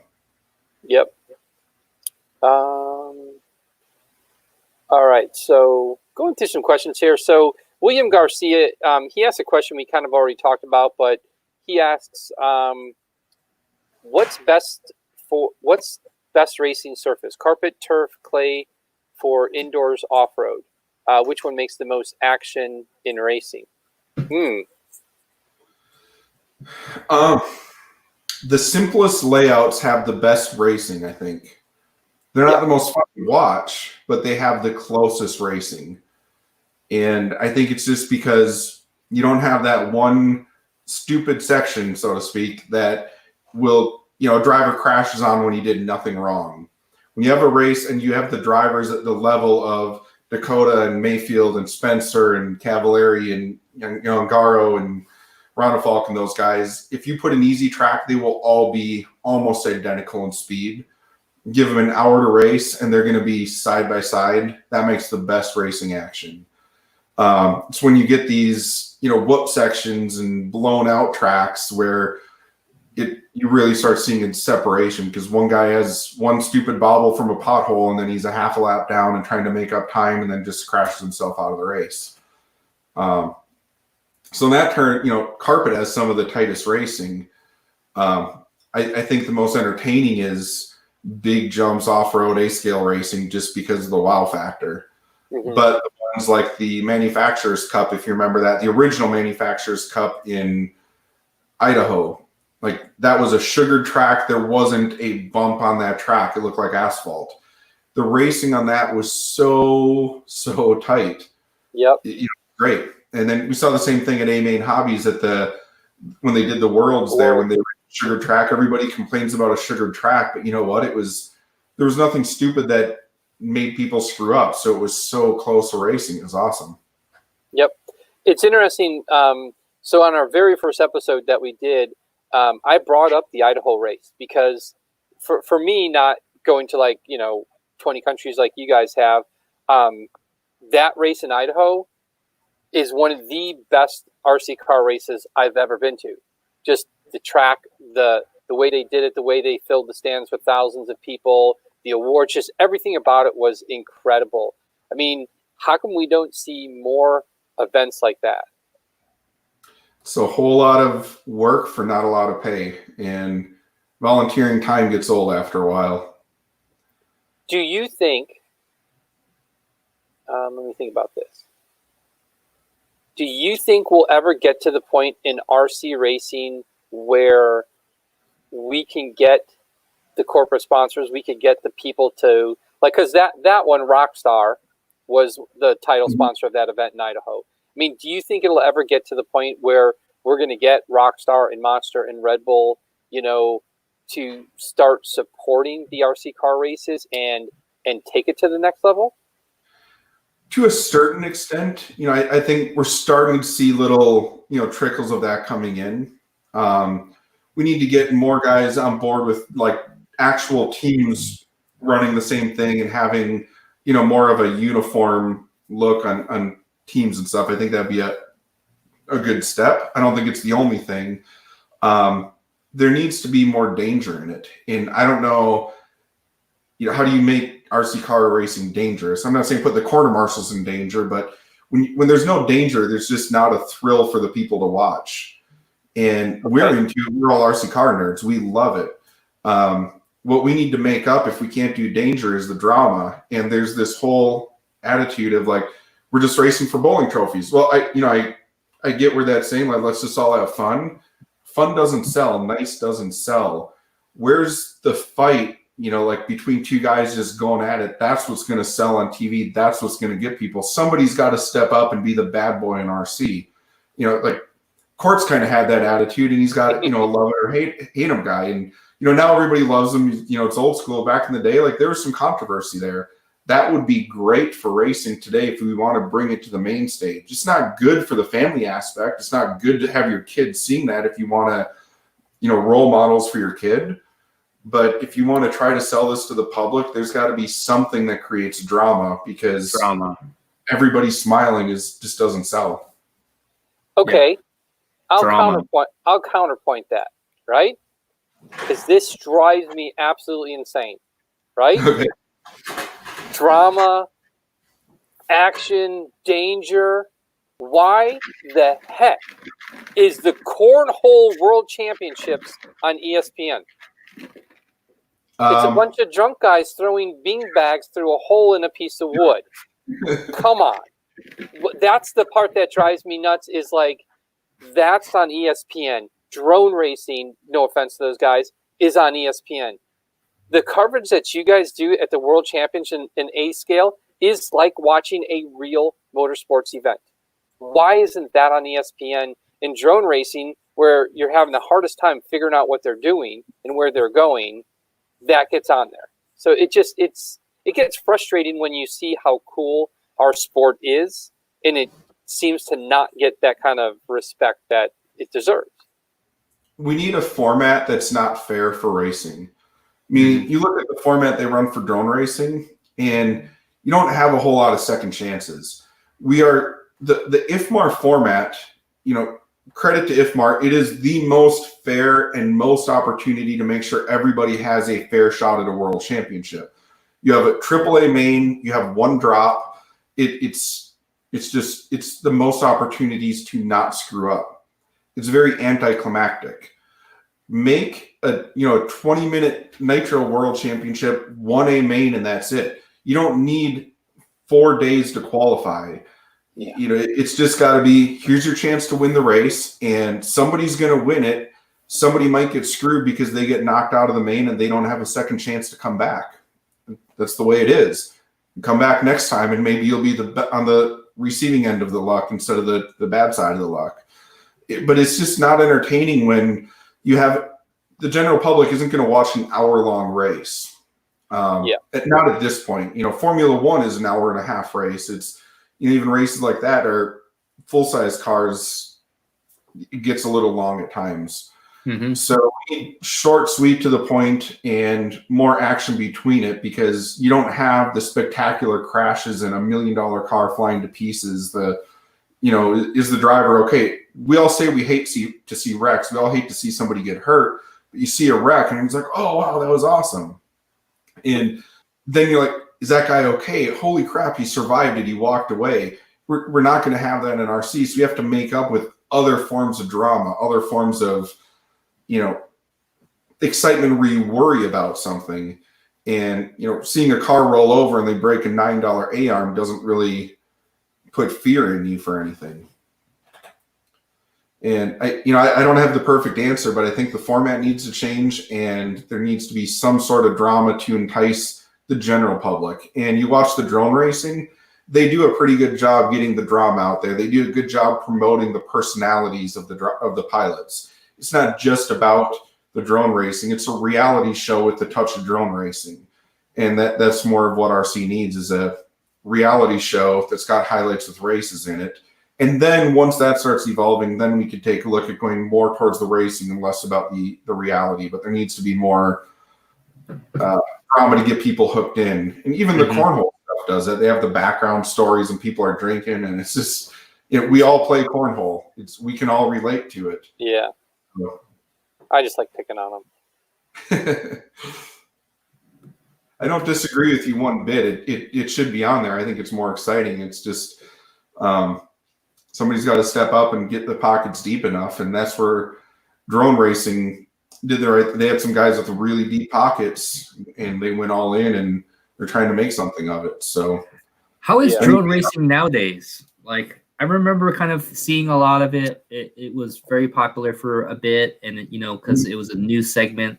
That adventure of getting into something new, uncharted territories and stuff, building your own equipment, whatnot. But like, how has it evolved now from the initial, being on TV and everything, and now is it still going strong? I don't see as much, but maybe it's just because I'm not in that circle. There's still a lot of innovation on it. I think it's somewhat plateaued. I mean, it spiked so fast. It exploded from nothing to something so fast that everybody thought it was the next big thing. And I'm not saying it's not going to be the next big thing. It certainly made its mark, but there's a lot less people in drone racing than there are in RC car racing. Significantly less. Wow. It's more difficult, I think, to get up to speed to fly a drone. It's a bigger learning curve to fly a drone than to drive an RC car. You can drive an RC car slow. You can't drive a drone slow. Well, it's going to be interesting to see what happens with all the new rules and regulations they're going to pass too. That could put a little bit of hindrance on the drone market. Yeah, and they've done a lot of stuff with some of the racing too, where they fly indoor and netted in areas, so that kind of gets around some of that. But it definitely puts them in a difficult spot for some of the high profile areas that they're trying to do races and stadiums and stuff like that. Yeah. All right, got a comment, got a question here. This guy's proactive. I like this guy. Question is from Rich Smith. I saw LiveRC has a full-time job opening. Can you explain what you're looking for? Little plug for you. Plug it, Brandon. What do you got? What's the goods here? We're looking for another media person. Scott, you're lucky you got Thomas, or we probably would have been giving you a call, Thomas. Well, you texted me. You were like, "Hey, man." I post on my Facebook that I was quitting J Concepts, right? The same day, I get a text from Brandon. "Hey, man, do you have a plan? What's happening?" I was like, "Oh, here we go." Hey, you beat us to, we were just getting ready to do a posting, and you beat us to it by just a little bit. So. We've got a firm belief that, when times are tough, but we got to double down. So when things get back to normal, we hit the ground running. There's an old saying, the worst thing you can do when business is slow is pull your money from marketing. And because that just makes it even slower. So we're kind of preparing, think this will be done by May. We're trying to get somebody, new in mid-May and expand what we're doing on video edits, expand what we're doing on the written content, especially as we're getting into motocross and desert racing and some of these other sports. There's only so much that our team can do, so we need to add to that, and especially an emphasis on the video side, more post-production edits, more edited content at the race that we can use for B-roll and highlight reels and stuff like that, which is something we just don't do a lot of unless it's a really, really big event. Gotcha. So you're good at video, you're good at writing, send in a resume. Where can they send the resume to? jobs@liverc.com. Okay, so do they need photography skills? That's a plus, yeah. Okay.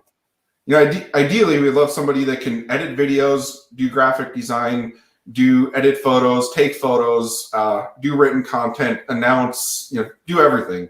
But that's difficult to, find. We've got enough people here. We can kind of diversify, and this person does photo, this guy does graphic design, this person does video.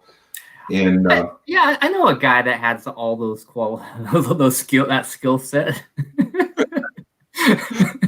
Everything you just said is like, oh yeah. Oh, I was like, no, but yeah, I think if this opportunity didn't come, I would be, interested. But yeah, I think I ended up where right now. So congrats to you on that. I think I ended up where I was supposed to be. I think this, like, after my 5 years of trying to get into the industry and working in it and kind of floating around, I think of all that time of traveling and learning and, going to the events and learning and just talking to people and learning. Like, I improved my skill set with, photography, graphics arts, and those things. So I'm trying to help people out there that, are interested in trying to get into the industry and be a part of it. You don't have to be a pro racer. That's not the only thing that's out there. There's a lot other, different avenues, product manager like Scott, photographers, writers. There's a lot more out there. If you could do them all, that makes you stand out over a lot of people. Yeah. You know what I mean? So being a general media guy, the writing, the photography, the video edits, being comfortable in front of a camera. If you're good at that, man, like, that's a great opportunity to practice. I've worked with LiveRC in the past. I've gotten to go to China with LiveRC. We did the double on-road worlds in Beijing there. It was touring car worlds, and then it was 12 scale worlds basically the week after. So they did it both in China. It was a fabulous event. So if you're looking and you have an inkling of pursuing something different, like photography and the media content creation stuff, practice. You can spend time practicing your RC car, or you can spend time learning Photoshop and writing, and then you can actually end up getting a job in the industry too. Yeah, that's another way to do it. But a lot of people, when they get into RC, they're only thinking, I'm going to be a pro RC driver, and that's it. And it's like, besides racing, I don't have, for me being in the industry, I don't have any pressure racing, but I get to go to all the events. Yeah. You know what I mean? Like, was to drive, race motocross pro, and then that didn't pan out. Race RC cars pro, and that didn't pan out. So we're on stage 3 now. Yeah. So it is an option. So basically, Thomas is saying, work hard, focus, and you too can sit in a little room in Champaign, Illinois, talk to me on the morning, or talk to me at lunchtime while we're eating lunch, trying to figure out how to use Hootsuite. Yeah. So we're trying to learn different programs and wondering why we can't get this linked up properly. Oh my gosh. But I'm trying to, get people to realize that if you want to travel and go to races, there's different methods. I figured out a method, being a part of LiveRC or any of the media companies or any of the the manufacturers and stuff. It's a great way to do it. But you're not racing RC cars. You're working. You got to build stuff. You got to create stuff. You're not racing cars, but you're around it. You see it every day. Yeah. I have cars, and I don't get to race very much, but you get all the perks besides the racing. I got a team account. I got you know what I mean. I got you're working 40 hours a week for a company. You usually get that employee racer discount, which is a bonus. Yeah, for sure. I got my discount, my team discount in a different way. Not because I'm fast on the track. It's just because I have other skill sets. Yeah. So I want to move on to this next comment, because this guy is my hero. He has made my night.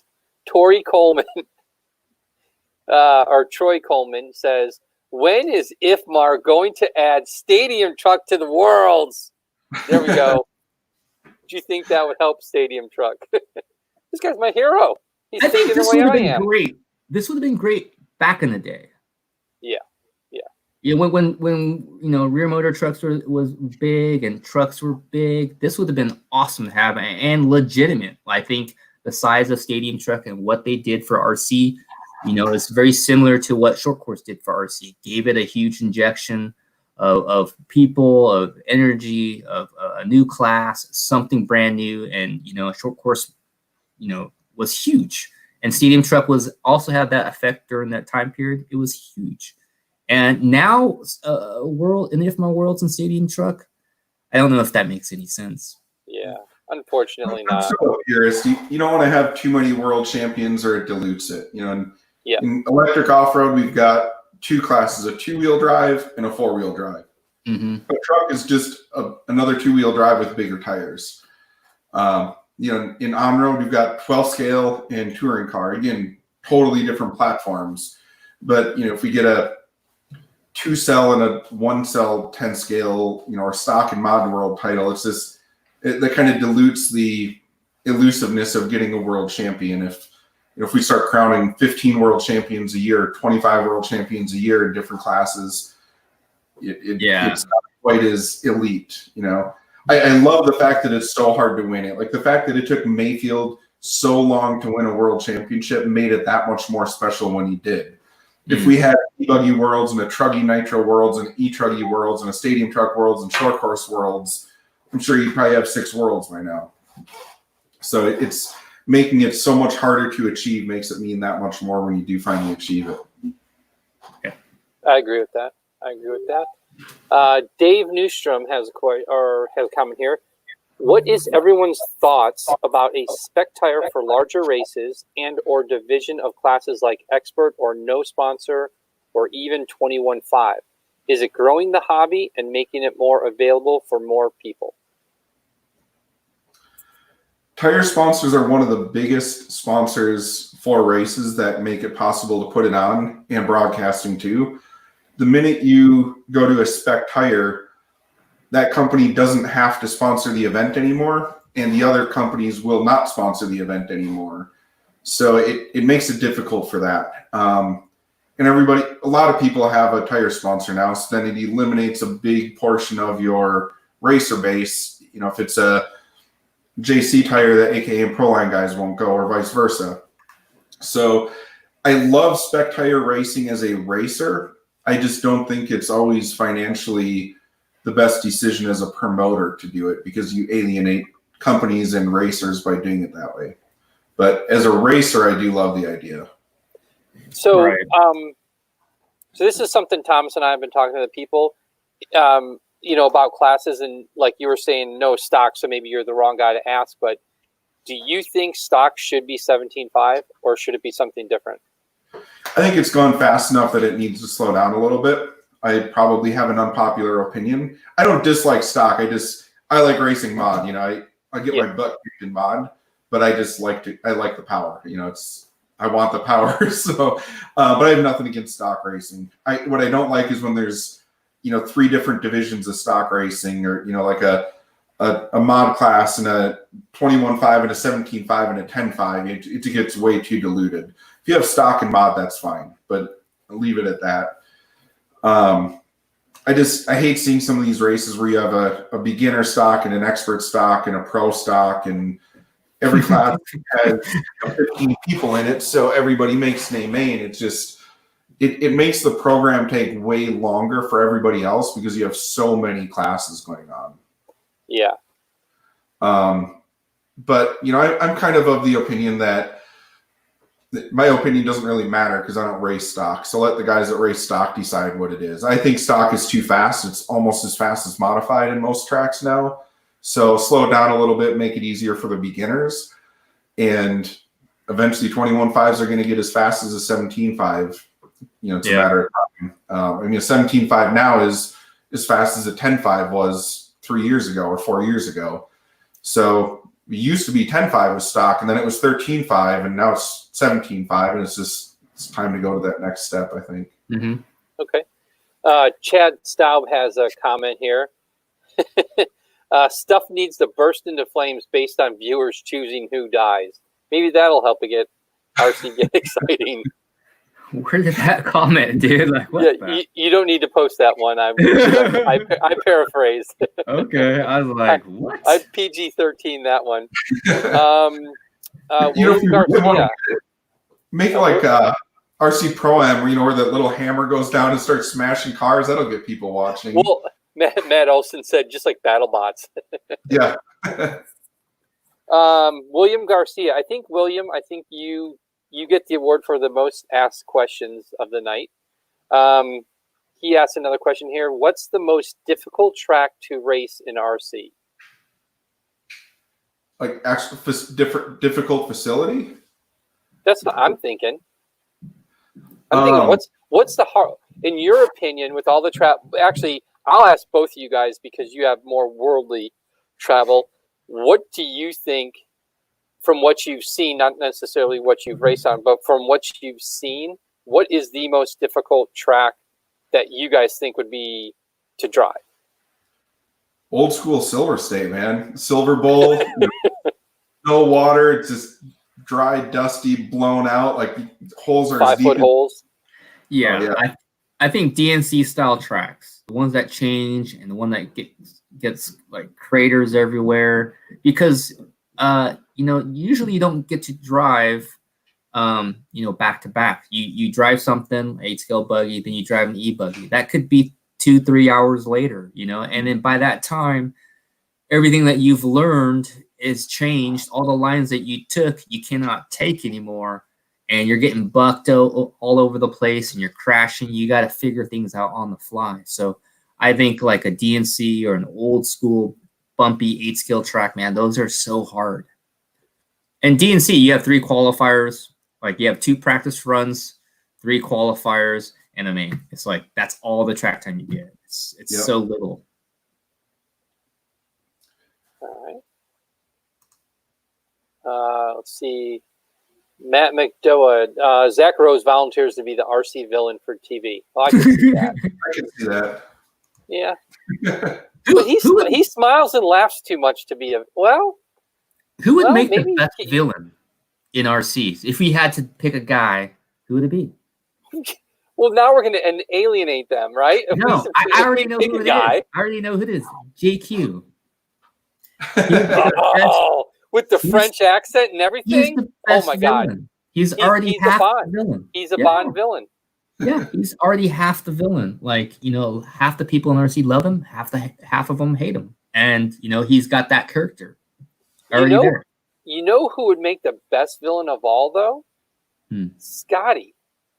Because no one would ever suspect him to be the villain. Yeah, but you got to make an A-main to be a legit villain. Oh. You can't be a stock racer villain. I think gotta be a modified villain. I say that in a good way because he's very emotional. Like he's not scared to tell it like it is, and he's one of the top guys, and he's just says what he feels and wears his emotions on his sleeve, so to speak. And I don't mean like a bad villain, like people just hate him. Not in that way. He's just the guy that speaks out, and everybody loves him for that already. Like the comment he had at DNC is going to throat punch him when he's talking about I forget who he was talking about, Barufalo or something. I mean, people love that kind of comment. It's very candid. And he's not out there. It doesn't mean he actually has to go fight people. It's just he's emotional, and people are so sick of the cookie cutter, boring, interview. Oh, my car was good. Thanks to my sponsors. This is good. I'm happy. This is all fun. Like, no, let's. This guy almost took me out. I was about to throat punch him on the track. That was epic. That was awesome. Like that's the stuff that is. Then we got to see Barufalo come back and make another comment back, and then you can focus on those guys in the next race and show them on the driver's stand going at it. And I think that makes for good thinking. It's unfortunate, but you have to focus on the drama. Yeah. Make it more exciting. When people ask me, what do you, how can RC make it big time? Like Brandon says, to be honest, it's not a very fun viewing, not a very fun thing for audience to view, especially when they don't know the racing. For us, it's easy because we know whose body that is. We know how fast they are. We know if they're overachieving or if they're underachieving. So it's easy for us to pay attention. But for somebody that don't know who any of these people are, to watch a race for more than a few laps would be kind of astonishing. You know what I mean? Like they just get lost on who's in first, who's in second, what just happened, and then you get in a couple minutes and everybody's everywhere on the track, especially an 8-skill track, and you're like, okay, I have no idea what is. But see, you know, that's again, you know, we keep going back to this Idaho race. That's where I think they did everything right.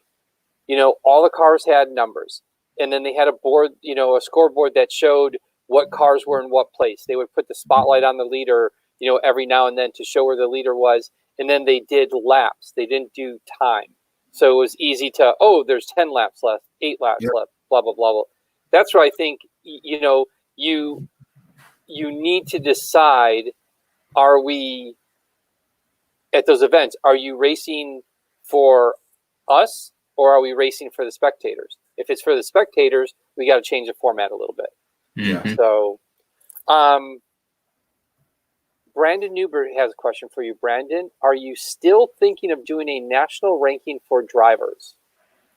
Yeah, that's in the works. So one of the things with us having the scoring system, this is one of the main driving factors of us doing our own scoring system, was that we could link all the data. So, you know, Scott Kramer at Trackside Hobbies and Scott Kramer at Impact Raceway is the same profile, not two different profiles at each track.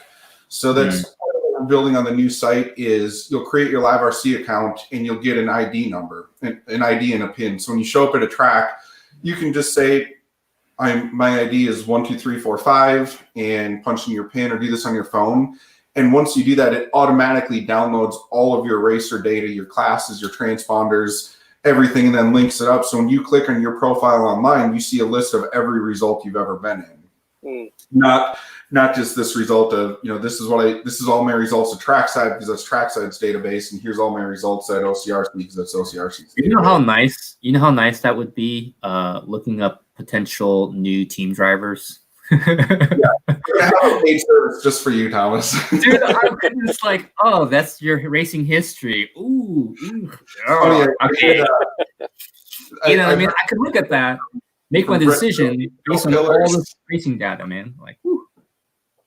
All the team drivers, all the team managers are asking for the same thing. So it'll be you know, one-stop shop to actually prove that you are racing as much as you say you're racing. And exactly, for sure. Chad, get it going, Brandon. Get it going. it's coming. All right. So Chad makes a comment here, which I agree with this, and we actually did have this for a while. So Chad says racers need to have numbers. So when we were bringing up the whole RC Pro Series, that was one of the cool things about RC Pro Series. When you got your RC Pro Series license, you registered your number. So my number was 5C. So every car that I raced, or my buggy, truggy, and monster truck, all had 5C. So everywhere you went, every race you went to, you had that number. So if you were familiar with the numbers, you know, you could follow along with who was who kind of thing. Yep. I think that was one of the coolest things ever. I had 84A. I still remember the number.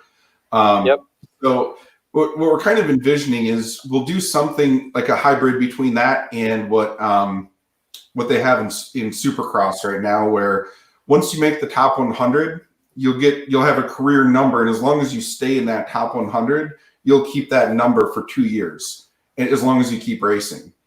And then if somebody quits racing or they drop out of the top 100 for 2 years straight, then they go back to their second choice. And we'll probably, for the number of racers, we'll probably have to do a 4-digit number and a letter, you know, something like that, because there's so many people. But you can have a permanent number, and that can be your sign-in when you go to the race. You just give them your number instead of a random ID. But then when you see a car out on the track and it's a 1, 2, or 3-digit number, that racer's legit. You know they're the real deal. Yeah. We've run into this problem in BMX where, like, you know, back in the day, just say 10 years ago, maybe now, we had 2 sanctioning bodies. We had NBL, we had ABA. NBL, when you registered, you got your number. That number stuck with you, well, I mean, until NBL closed. So I got my very first NBL number was 55. So my number was 55 from 1980 until 10 years ago. It was 55. But on the AVA side of it, your number that you ran for the year was based on where you finished in your points in your district. So like Illinois has 3 districts. So there's 3 number ones in the state of Illinois in that, so it's like, it just was so muddied. And like you say, like Brandon, like you just said, when you see the single digit on the track, that guy's legit. Well, that's a problem that they're having in BMX, is that if you have this small little itty bitty district, you could be number 1 and went to 6 races for the year. Right. Versus the guy in the Chicagoland district, he had to go to 100 races, and make sure that they were double and triple pointers so that he could finish number 1. So that's where I think it would be easier in RC, because there is a sanctioning body, but it seems like there's such a legitimate established group of races that you could base the results on. Yeah. Well, we're kind of looking at what they do in iRacing, which is an ELO ranking, similar to what originally was done for chess, but kind of modified a little bit for racing, where you have this range from 1 to 1,000 for points, and everybody starts, when you create a new account, you start at 500. And when you beat people that are faster than you, your number drops. You want the lowest number possible. And there can only be one guy. It's kind of a parabolic curve. There could be 1,000 guys with 500 points, but there's only going to be one guy with 1 point and one guy with 1,000 points, like your bell curve in school grading. And there could be maybe 1 or 2 guys with 2 points or 3 points, and the higher you go, the more people there are with that number. But as you beat people that are better than you, you drop points off your number. When you get beat by people that are worse than you, it'll take points off. And then there's some sort of forgiveness for, if you just have a DNF or something, like you broke out. If you're constantly breaking out, that's going to hurt you. But if you're ranked number 1 and you have 1 bad race, it's not going to kill your ranking because you got beat by everybody. No, that sounds pretty cool, actually. Yeah, it's a lot of math, and it'd be easy to do it for 1 track when you've got a pool of 200 racers. Trying to do it when we have 50,000 people in the database, then it's doing it efficiently and keeping it up to date. That's the tricky part. Yeah, for sure. What do you think about the top 25 ranking that they got going on? I mean, it's the only thing we have right now towards a ranking system. Yeah. Ultimately, we're going to build something along those lines. There's always going to be a little difference, where RC top 25 just ranks the top few races. That's much more geared towards the pro level. We'll have something like that, but if there's a guy that's just dominating at his local club race, he's going to be ranked pretty high, even though he could get his butt kicked at a national event. So it's part of it is, encourage participation, encourage people to do it, but you're still not going to be ranked number 1 if you win 100% of your races at your club race. But, the guys that do travel, eventually people race other people, and it'll, might take 6 months to a year to really kind of get all the numbers settled in. I think you'll see numbers real close to the RC top 25, but there'll always be a different ranking. It's just a different system, different math. But I think it's awesome that we have something right now that shows who the top guys are. I just want to know where I rank as a racer. Probably not very good, but at least you got something to try to achieve. And that's the thing with racing, is we're all competitive. So how can we add some sort of gamification to make club racing more enticing and more fun? Part of the thing we're doing with this is not just the ELO ranking. So every week you can check how your ranking changed. But we're going to have different achievements, just like you have in a video game. This week, I'm going to knock off the Iron Man award. And it's like you get all these trophies. They're all grayed out in your profile page. But now you did the Iron Man award. You did 5 classes in a night. Okay, that achievement's done. Next week, I'm going to try to be in the 1,000 lap club and do 1,000 laps in a night. So I'm going to show up at 10 o'clock when they open and just run nonstop. And we can make thousands of these things, or hundreds of these. So every week you can try to get an achievement and give yourself a goal for club race. You may be the slowest guy at the track, but if you have something to shoot for, and every week you're always knocking off some achievement, it makes racing a whole lot more fun. It makes racing different. Yeah, it's like playing Call of Duty. if there was nothing to achieve, it gets boring. But when you constantly have different stuff you're trying to achieve and increase your profile and your points, it's more fun. And I think that's what our industry needs to drive more club racing, is give some sort of competition with it, you know, that you can compete against yourself or try to improve, even if you are a beginner racer. So, guys, I think we have the villain question solved. Garland Smith Jr. says Roar officials are always the villains. I'd agree with them. I mean, name one type of racing where the race officials are not like despised. I mean, in Supercross, everybody complains about AMA. In RC, it's Roar or IFMAR. In you know, Formula One, it's the FIA. Like the sanctioning body is always the bad guys. It's the thankless job. Yep. Ryan's got a really important question here, Brandon. Who will the Packers take at pick 50 or pick 30? You know, I'm a huge football fan, so you have no idea what you were asking when you said Thursday at 7, man. I got the draft recording, so you guys are ranking pretty high to get me to miss the draft right now. You know, if the good safeties are on the board, I'm going to say a safety right now, because that's you can't go wrong with that. You can get good receivers and good running backs in round 2 and 3, but safeties are expensive, and you got to keep new ones coming in all the time, so you don't have to waste your whole cap on safeties. Yeah. Packers still suck. Sorry. Thomas, how are you? Hey, I was a Packers fan back in the day when Brett Favre was QB. All right. That was my Packers. After Brett Favre, I was like, you know, screw this team. I'm out.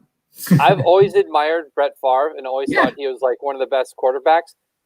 But Thomas, you don't even understand what it's like living in Illinois and the Wisconsin border right there. It's a hatred.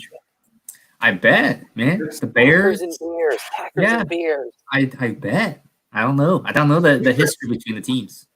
I think Favre is our second or third best quarterback. Him and Rodgers are tied in this era for second or third best quarterback for the Packers. Who'd be the best one then? Jay Cutler. He threw more passes to us than we did.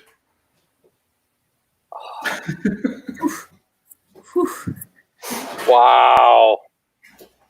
Okay, moving on. All right, let's see here.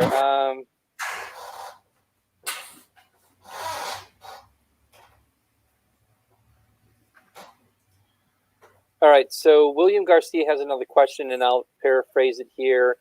So, what is ask you two guys, what is your favorite class to watch race? Not drive in, but if you could pick one class to watch the best of the best in the world race, what would it be?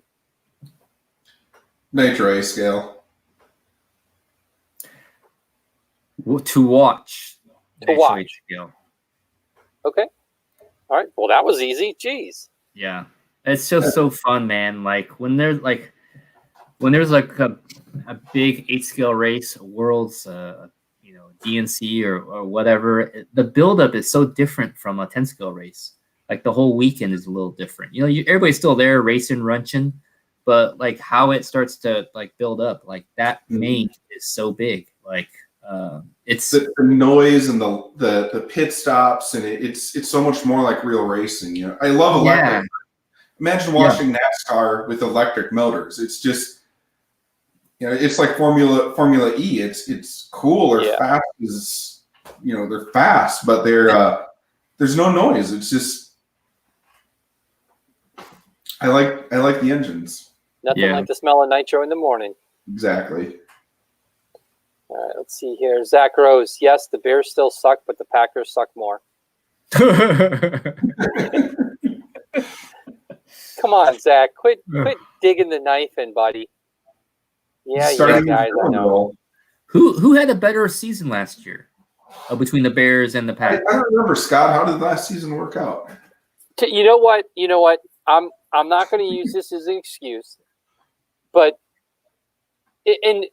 Brandon, you're a sports guy, so you would understand this, even though you are from Wisconsin. Like when Jordan and that whole group retired or, moved on or whatever, basketball wasn't interesting anymore. And same thing like the Bears. Like when you have something like the 85 Bears and then all of a sudden it, kind of goes down from there. It's like me. I've been a hockey fan my entire life. That has not changed one single iota.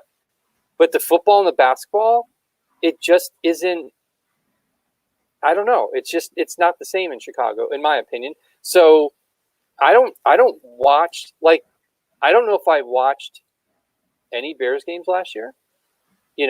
Watched a lot of Hawks games. But I mean, and it's like the Cubs. I mean, I love the Cubs till the day I die. They suck. Yeah, whatever. You just deal with it. Won a World Series like 3 years ago. I know. Yeah. I know. Trust me. It's awesome. But now everyone's bagging on the Cubs again. Because we didn't back it up or something like that. But no, I mean. Right now is the Bucks are finally the best team in the NBA. We're, on pace to go to the championship, record-breaking season, and season may not happen. Like, come on, man.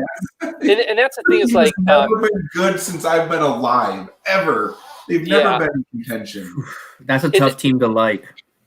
But that's the thing though that I've always had the attitude that Packers suck. That's I mean we're laughing about it. It's a joke. I'm saying it as a joke. But like I've always had the attitude is okay, if the Bears can't make it to the Super Bowl, I hope the Colts or the Packers make it because they're from the Midwest. It's like, the Bulls suck, but if the Bucks can make it to the NBA Finals, that's awesome for the Midwest. I just don't want, I hate when the West Coast teams are in the finals because it's the West Coast, So it just that's nice. I want Bears to finish dead last. I don't care if the Packers are second to last. I want the Bears to finish last. I'm not that nice. The year they went to the Super Bowl against the Colts, I was the biggest Colts fan in the world that day. You can't love your enemy. You can't cheer for the enemy. Well, see, you know what the problem is that Wisconsin doesn't have a hockey team. If they had a hockey team, besides the Admirals, but they don't, that's IHL, if they had a hockey team, then I'd probably have more ill feeling towards Wisconsin. Yeah. But hockey doesn't count in Wisconsin. Yeah. AAA hockey does, but nothing else does. Yeah. All right. Let's see. How are you guys at Jeff has a question here. I'll direct this one to Thomas. How are you guys at accepting new racers?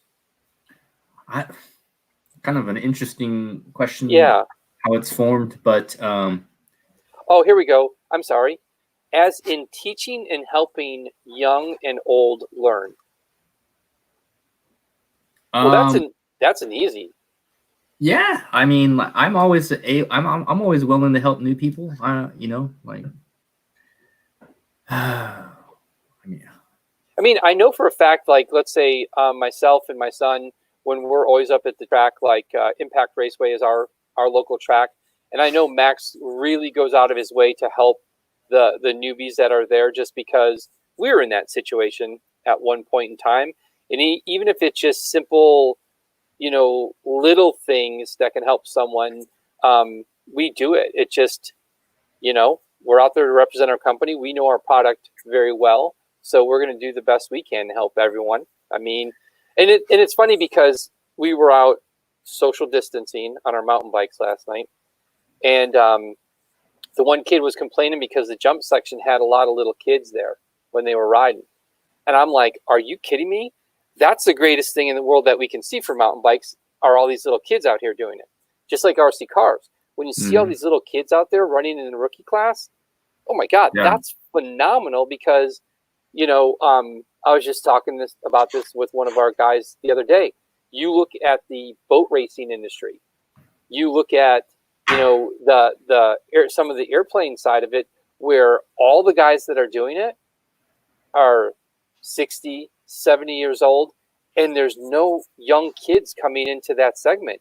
So what's going to happen with, all the boat racing when these older guys get to the point where they can't do it anymore, don't want to do it anymore?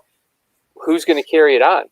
So that's why, I think I think almost everyone on our team goes out of their way to help the new guys at the track. So if you ever see any TLR guys, by all means, go up to them and ask them anything you want. Yeah, I think that having new racers, it's a important thing. You know, we have to have new racers come in. We have to be, and since RCs is kind of one of those niche markets that you don't really know what to do unless you learn it from somebody else. You know what I mean? So it's like the people that are in RCs right now, they have to be teachers and mentors too. You know, not they have to be able to help others, because how else is somebody going to learn how to glue tires? You know, they gotta ask somebody. How are they going to build a diff? You know, they gotta be shown. You know, so yeah.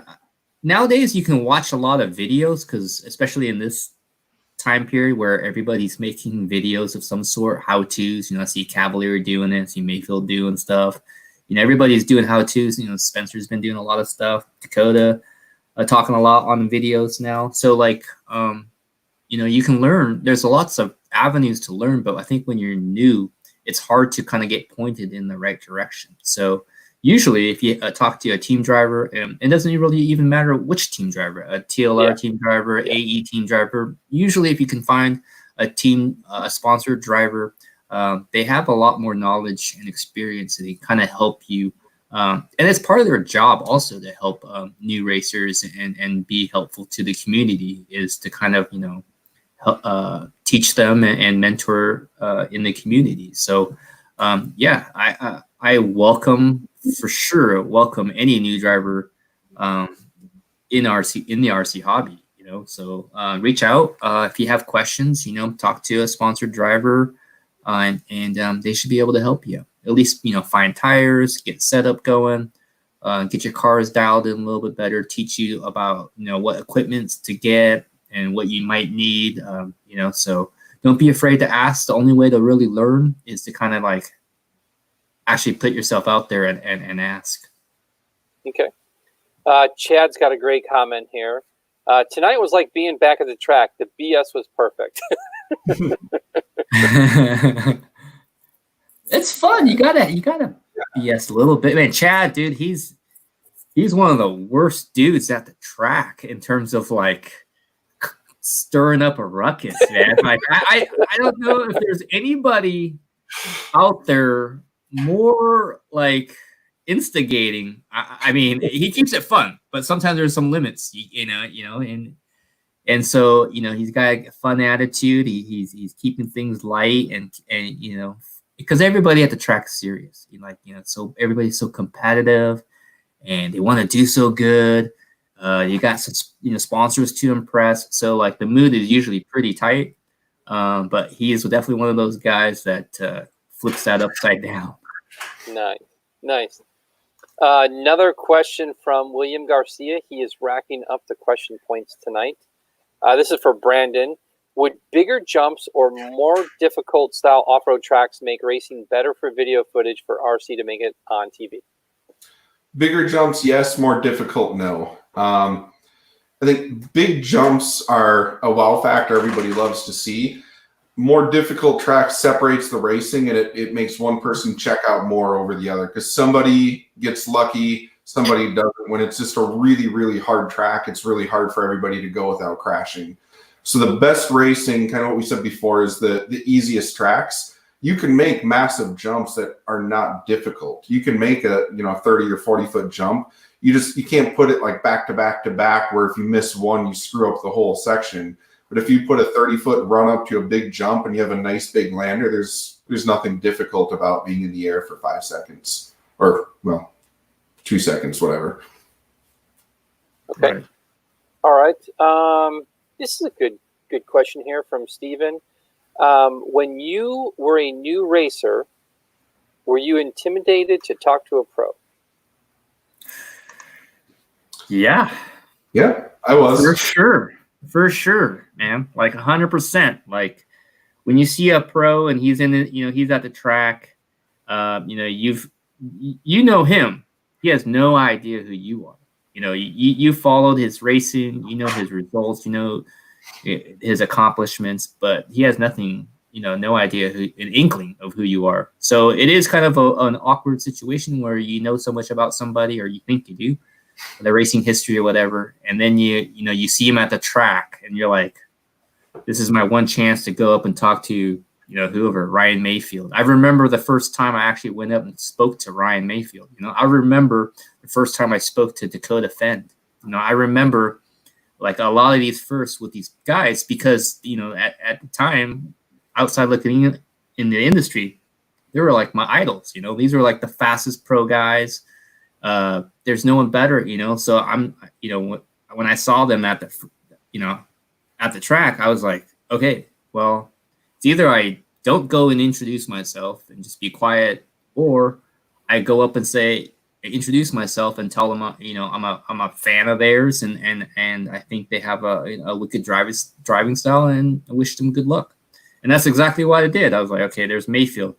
He's coming out of the porta pot. It's time to talk to him. You know what I mean? I was like, it was the worst time. It's definitely the worst timing, but I'm just like, okay, at least he washed his hands, so I could go and shake his hand and introduce myself. I'm like, okay, whatever. So yeah, it took a little courage because Mayfield's one of those guys who's kind of, like he what do they call it? Resting, bee face. Like he's got one of those, So like he looks angry all the time. So it's kind of like hard to read when you don't really know him. And but I went up and I said, hey, and then he ended up being like the coolest dude after that. So like if you're worried about meeting these dudes or meeting the pros, don't be. You know what I mean? Like go out there and introduce yourself. It's part of their job to talk to people and answer questions and facilitate the passing of the knowledge. It's part of their duty. So I think a lot of people, when they first up the courage to talk to people, then afterwards it's just like, why was I so nervous about introducing myself? Yeah. I remember in 2000 was the first Roar Nationals I ever went to. I was racing off-road at this point, maybe 3 years. So still, pretty beginner, but so I had a Triple X, and I bought all the Trinity stuff. I don't know if you guys were racing back then, but Trinity made these aluminum battery straps, aluminum servo brace, aluminum hubs, aluminum caster blocks, like all this stuff. And it was all the BK edition stuff, is all the Trinity BK line. So I had all these parts in my cars, and it was like, okay, I've been here a couple of days. Brian seems like all these guys, they're just people. I can go say hi and, ask for a setup. So I go up to him and I say, hey, here's my car. Can you just take a look? Is there anything that looks way off from my setup? He goes, yeah, take all that aluminum crap off. I don't use any of it. Like $200 on this stuff. Like, what do you mean you don't use it? He goes, it's all heavy. They put my name on it and they sell it, but I don't use any of it. I just use the graphite stuff. It's way lighter weight.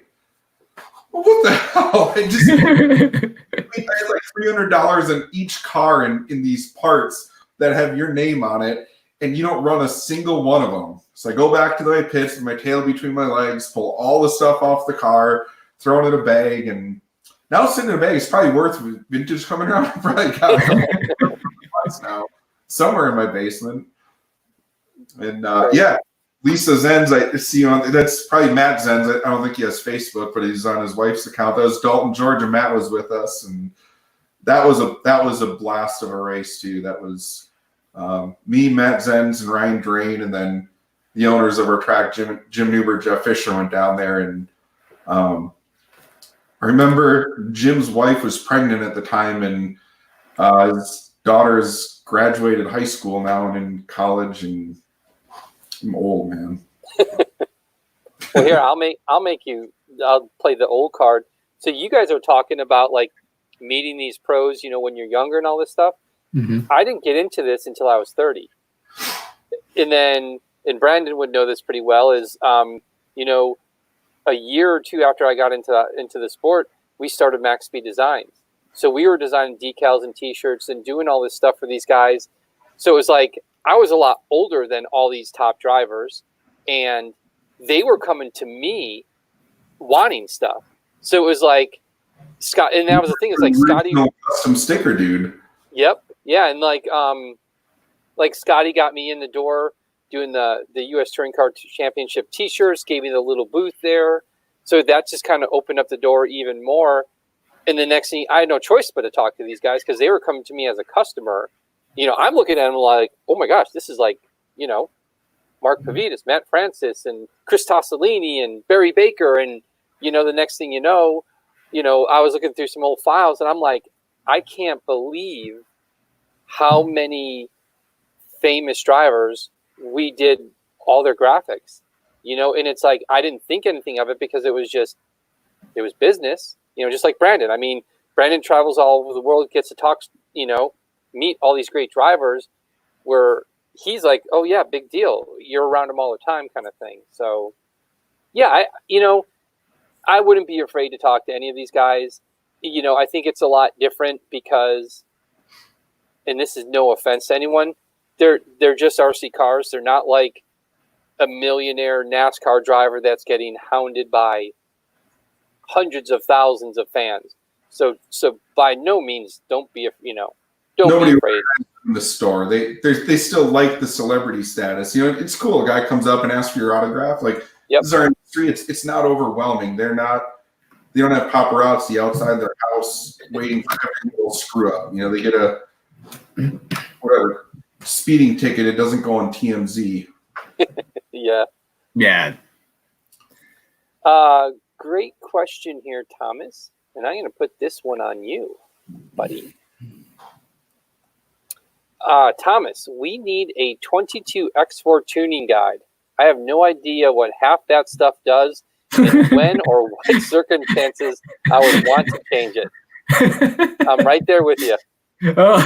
There's almost too much. And then, you know, Brandon, I'll let Thomas answer this, but I'll play back to this. So like the whole oval thing, like back in the, early 2000s when I was into that whole oval market, it was like, you had like 6 things that you could change on your car. Mm-hmm. It was really simple. You could get it dialed in. And then all of a sudden, I went up to trackside for a Saturday Night Fever. Is that right? Yeah. Yeah. And then they're running the oval also. Well, Del Judas brought his wing sprinter, so he let me race it. And all of a sudden, I'm like looking at these other cars the oval cars they got up there, and there's 5,000 changes that you can make to these cars. Like, do you really need to have 40 shock hole positions on this car? But it goes back to this thing where it's like the 22X4. There's so many changes. How do you know what to do when and where kind of thing? It used to be ball stud holes. Now it's just one big slot and a ball stud and a nut underneath, and you move it however far you want it, and then you measure it with the calipers, and you say, I'm at 17.27 millimeters of offset. I'm going to go to 17.28 this time. Yeah. No. Yeah. So info kids, good question. We're actually working on a basic setup guide sheet that we're going to start including into the kits and stuff. So that explains a lot of the tuning options on the cars. I think Frank is working on a new one for the 4-wheel and 2-wheel. Ryan's doing one for the 8-scale stuff. So we're going to be revamping our setup sheets and basically a basic tuning guide that will be included with all the manuals and stuff. And I'm sure once we kind of complete that, I think we're going to put that up on the website just to download. So it's separate and you don't have to have the newest manual to have a setup guide. So we're definitely working on it. There's a lot of tuning options going on. Nowadays with the racing and the, you're so dependent on the car's setup nowadays because everybody's so good. And the cars can only get around the track so fast. So if you can get a little bit of a speed advantage from the setup, that means the world to these guys nowadays. But I wasn't really worried about all the setup. I think the book setup is, I put on the book setup myself, I wouldn't really worry about the setups and all the changes right away. I think I'm the type of driver that focuses on their driving first before I start playing with the car. You got to learn the track. You got to not make the mistakes. And if you can run a 5-minute clean run, regardless if it's stock or mod or whatever, if you can make a 5-minute clean run then you can really start to extrapolate some of that setup and turn that setup into speed. But if you're still crashing a lot and you're still making mistakes, then no matter how well tuned your car is, it doesn't matter if you're still making mistakes, with your driving. So, but we're working on a setup guide sheet, and we're putting up a new setup sheet out that makes a lot more sense and it's easier to read. So we'll be dropping that. I don't know what the time frame is, but we're definitely working on something new. Yeah, definitely coming. Tom has a great idea here, guys. So to make RC racing more mainstream, make a reality TV show where you take a few fast guys who run for different manufacturers, stick them in a house together for drama factor, and fill them traveling to national events and working through the ranks to become top drivers. I could probably get my wife to watch that. I would pay money to see some of these drivers stuffed into a house together and travel together. What would be happening at these house meetings? They would just be drinking a bunch of beer. Yeah. You would find our villain really quick. Yeah, they would be getting sloshed up, drinking beer, and you'd be filming a bunch of drunk people, which could be fun. Yeah. Play cornhole. Great. Probably be on ESPN. We need drunk RC drivers playing cornhole to get on ESPN. Question here from Aaron. This is an interesting one. So isn't there a lot of pros who don't work on their own cars? They have a mechanic do it. So I'll give you my opinion. I think in the United States, more of the drivers work on their own cars, where in Europe and Asia, it seems like they have a mechanic. Does that seem accurate to you guys? I agree with that. Yeah. At the top level, yeah. Yeah, I'd say so. I think the Euros and the Asian markets, they definitely have more of a team split where one person's a mechanic, one person's a driver. Whereas here, it seems like in the States, the thing is a person that can do everything. One person that can wrench, person can set up, person that glues tires, person that tunes the engines, person, that in the States, it seems like it's just focused on one person being able to do all the tricks. Whereas in Europe and Asia, it seems like they split it where it's the driver just drives. He doesn't touch his car, kind of hangs out and relaxes. And then you have a mechanic and a guy that kind of sets your car down and does all the wrenching, and usually that person is very skilled at what they do. So, they are putting some magic on that car. And, it's just a different style, I think, a different mindset. Okay. Zach Rose just wanted us to know that he likes beer. Just pointing it out. And then Chad has a comment here. Think about it this way. Drive your car and let a tuner watch. Let him adjust and you'll go faster. Did you just become a better driver, or are you just capable of driving a good car to its limit? Interesting. A mix of both. I mean, anybody can go faster with a better car, but you still have to be a good driver to go fast.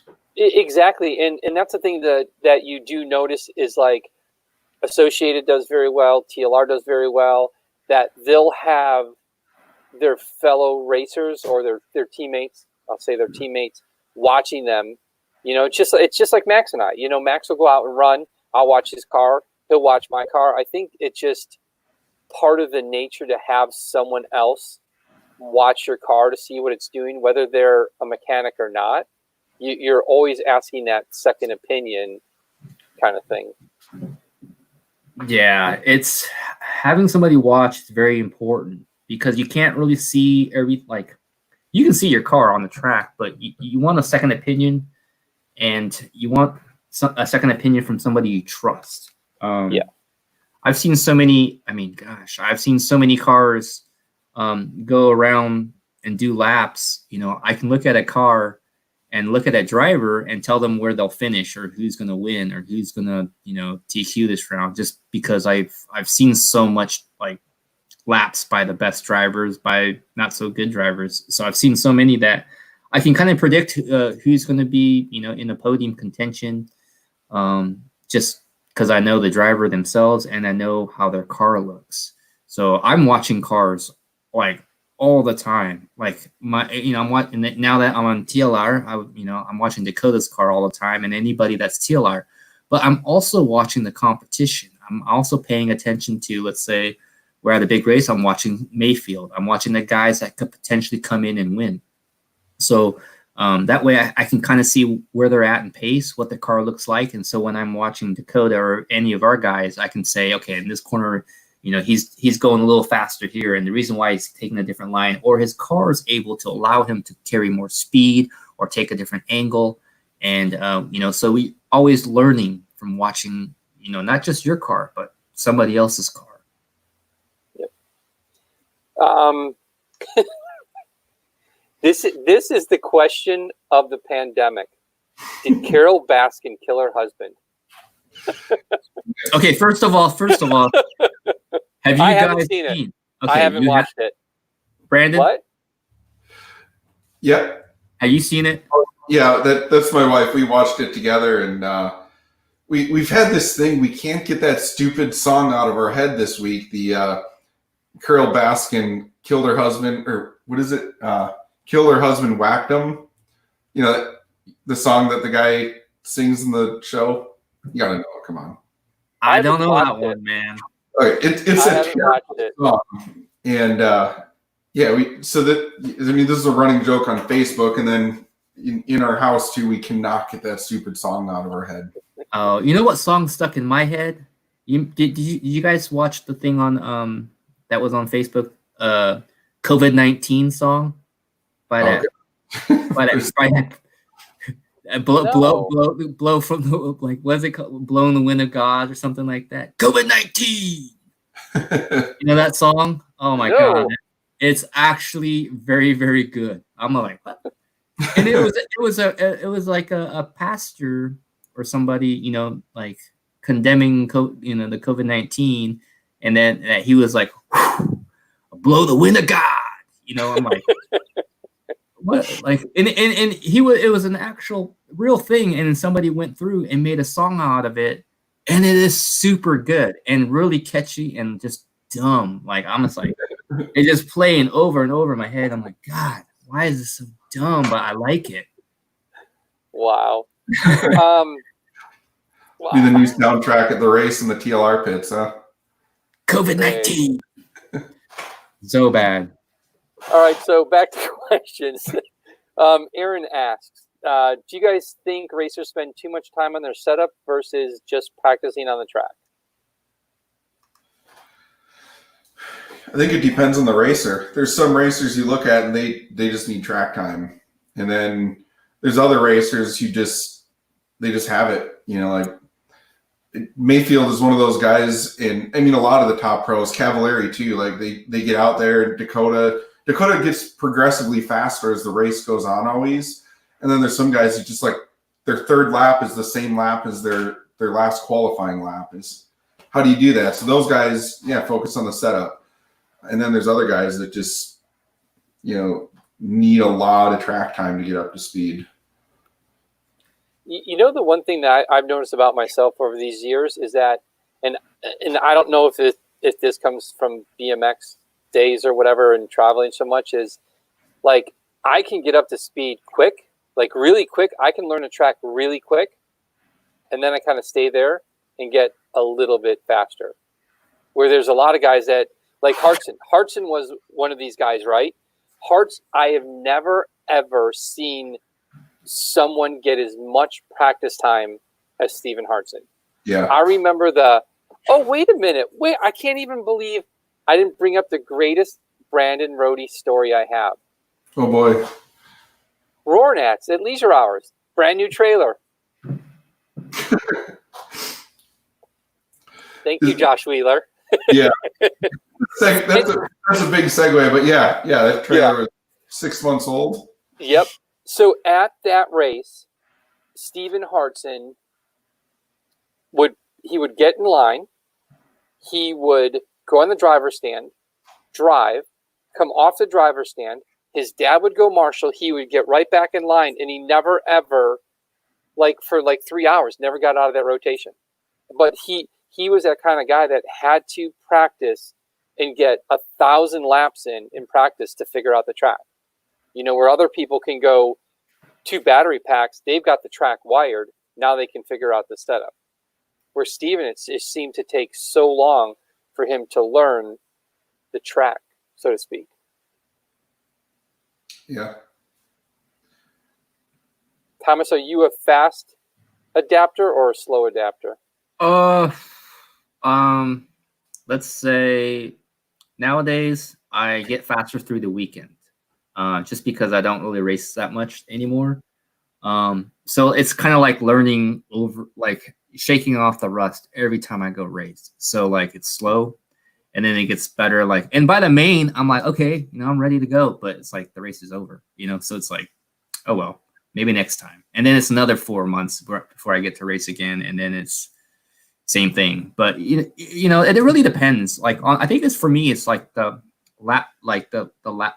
track style is what I kind of like. There's certain tracks that I feel like I'm really fast on, and certain styles where I don't seem to be anything special. You know what I mean? It's like, okay, B main, C main, whatever. Okay, But if I like the track and the surface and stuff, usually I can get close to a podium. But yeah, it's changed. It's a hard question to answer these days for me. If I was racing regularly or at the track more regularly, I can probably say one or the other. But right now, it's just shaking the rust off and trying to learn how to drive again each time I race.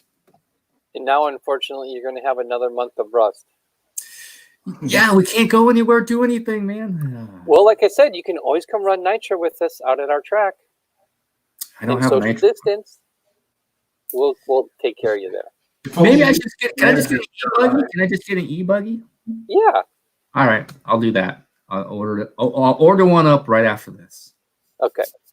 Scott, tell him to send in a resume to the TLR manager, and maybe you can get a car. Exactly. Actually, to let you guys know, I buy my stuff, man. Like I don't have any budget, so what I wanted to do was not really mess with that, so my team guys could get that. You know what I mean? Because why? Like I know like a lot of team managers and stuff have a budget because they race quite frequently, but like I don't really race that much. I don't really need a budget to do that, so I buy my stuff, man. All right. Well, looks like questions are winding down, and we've got 4 minutes left till we hit that magic 3-hour mark. What did you like the Tiger King? Did you like that, Brandon? Yeah, I mean, I would recommend it. Did you think it was really good, or was it just like a spectacle? Yeah, it's a train wreck. It's a spectacle. it's drama. You can't turn it off. It was not. It's terrible. Yeah, but you can't turn it off. It's awesome it. because of the drama, because of you never knew what was going to happen next. Yeah, the story is constantly changing, which is kind of like you at some point you're like, oh, I know what's going to happen. What? You're like, right? What? Like it just shocks you. You're like, this dude is hardcore. Like and then he's got 2 husbands. Like I did not see that coming at all. Like it just. Thanks for ruining it. Now we know. Great. No, that's like a very open thing in that show. You gotta, if you watch and you get to know who Joe Exotic is, it's like, holy crap, this guy is unreal. Are the tigers really involved, or is it just that's what he did? Meaning, like he had an exotic cat farm with like 300 tigers on it. And that's basically the premise. But they don't get hurt, and they're not really. Well, depends who you ask, I guess. Yeah, you ask Carol Baskins, he's the devil. Yeah, he's killing his tigers. If you ask him, he's taking good care of them. Exploiting expired meat from Walmart. Yeah. Hey, man, I just make sure it's cooked really well. All right, so here. We'll do this, okay? Since William Garcia wins the absolute award for the most questions asked tonight, we're going to end the show with his question as the last one. Perfect timing. What type of RC racing has the most passing? Whatever class has an L main. Yeah, it really depends on at the top level or at the middle level, at a club level. Here, I'll do it this way. Do you think, I'll just ask these questions. Do you think there's closer racing and more passing in touring car or in off-road? Closer racing in on-road. More passing in on-road or off-road? I've seen it both ways. Like there's some races that it's a freight train and they never change on both sides of it, and others that are just a constant change fest. Okay, I'll throw this in there. How about oval? It's probably the most. It's probably the most passing, just because you mess up one time, you're down a couple laps. You know what I mean? Like the laps are like 4 seconds or something, 5 seconds, 6 seconds. So like one mistake, you're a lap down. So you might get that lap back, and you might put on 2 laps on the other guy, like, depending on how many mistakes they have. So I think probably the most form of passing might be oval. Oval or any kind of nitro racing where you have pit stops, there's always changes in pit stops. So, yep, for sure. Kind of cheater answer. All right, cool. So we're gonna end it there. It's we hit our magic 3-hour mark again, which is awesome. But before we go, Brandon, can you just give a quick rundown about the shirts, where they can find them, all the information about the shirts? Sure. Go to thisshirtsupportsmytrack.com, or just go to the LiveRC Facebook page, and the link is right at the very top of the page. Buy a shirt, select the track you want it to go to. Track gets the money, track stays open. You go racing when we get done with COVID. That's the goal. So support your track. We are making $0 on it. We're actually donating all the time and shipping supplies. So we're losing a lot. It's a lot. Yeah. So support the tracks, help keep them open. Every dollar counts. It's everybody spends $35, but it's adding up to thousands of dollars for each individual track. So it's pretty awesome. Definitely. Well, on behalf of everyone at Horizon Hobby, TLR, we're involved with it. We can't thank you enough for helping those guys out. It's kind of a pretty selfless act, because like you say, you're not getting anything from it. You're putting a lot of time and effort into it. So it's awesome that you guys are doing this. So thank you very much from all of us here. We really appreciate it. Yeah, awesome job, Brandon. Good luck with everything. Good luck with the new website launch next week. Good luck with finding a new media guy or girl. I think, the nice thing about LiveRC, which I've always appreciated, even when we were butting heads back in the day with the whole live stuff. So there's a level of professionalism that LiveRC brings to our hobby. For sure. If we don't have this, if we don't have LiveRC and Brandon and covering the races and showing us something, I think the industry, the hobby is going to miss something very important, because it really gives the races that professional feel. The coverage, the interviews, the photos, just the whole package. When you show up and LiveRC's there, it's very nice for me now. It's like, dude, awesome, cool. We got some coverage here, so it's very nice. So if you guys can go and support LiveRC in any way, shape, or possible, click on their banners or do whatever, please do that. It helps keep them around, and hopefully we can have LiveRC with the RC industry for a long time. Because like I said, if Red RC was gone, LiveRC was gone, who would really do the media coverage? We would just have phone cameras, and it wouldn't be as cool. So the presentation that you get to watch when they're at a track, all the different camera angles, the split times, the pit times, all that stuff takes a lot of effort.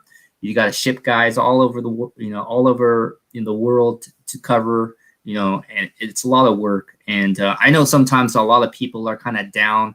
It's not Brandon's fault. It's usually the Wi-Fi signal being, not strong or spotty. So things get lagged or delayed. But, at the end of the day, they're doing a great job supporting our hobby, showing it off, and hopefully, you know, at some point in time, we can get even more eyes on it and it grow. You know, for me, like the growth is the most important part. If we can get RCs to keep growing, you know, we're going to be able to do this for a lot longer and enjoy ourselves and the friendships and the fun, all the banter and all that stuff. So I want to say thanks to Brandon for doing an awesome job, you know, and doing what he's doing, helping our hobby. So it's great. Appreciate it. Thank you. Yep. So awesome. Thanks, Brandon, for being on. Thanks for having me. It's been a blast. And it looks like you now have a new nickname called Mr. Pickles. It's been around. You can thank Ryan for that one. But awesome. Well, all right, guys. Thank you, everyone, for joining us. And we will have another great show next Thursday at 7 p.m. Do we have our guest lined up? Do you know who that is? Yeah, but we're not going to tell anyone. I forgot. Sorry, guys. Oh, I know who it is.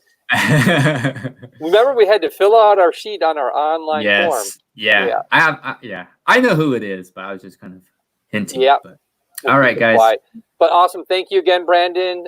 Stay safe, stay healthy, everyone out there, and we'll see you guys next week. All right. Take care, everybody. See ya. Thanks. See ya.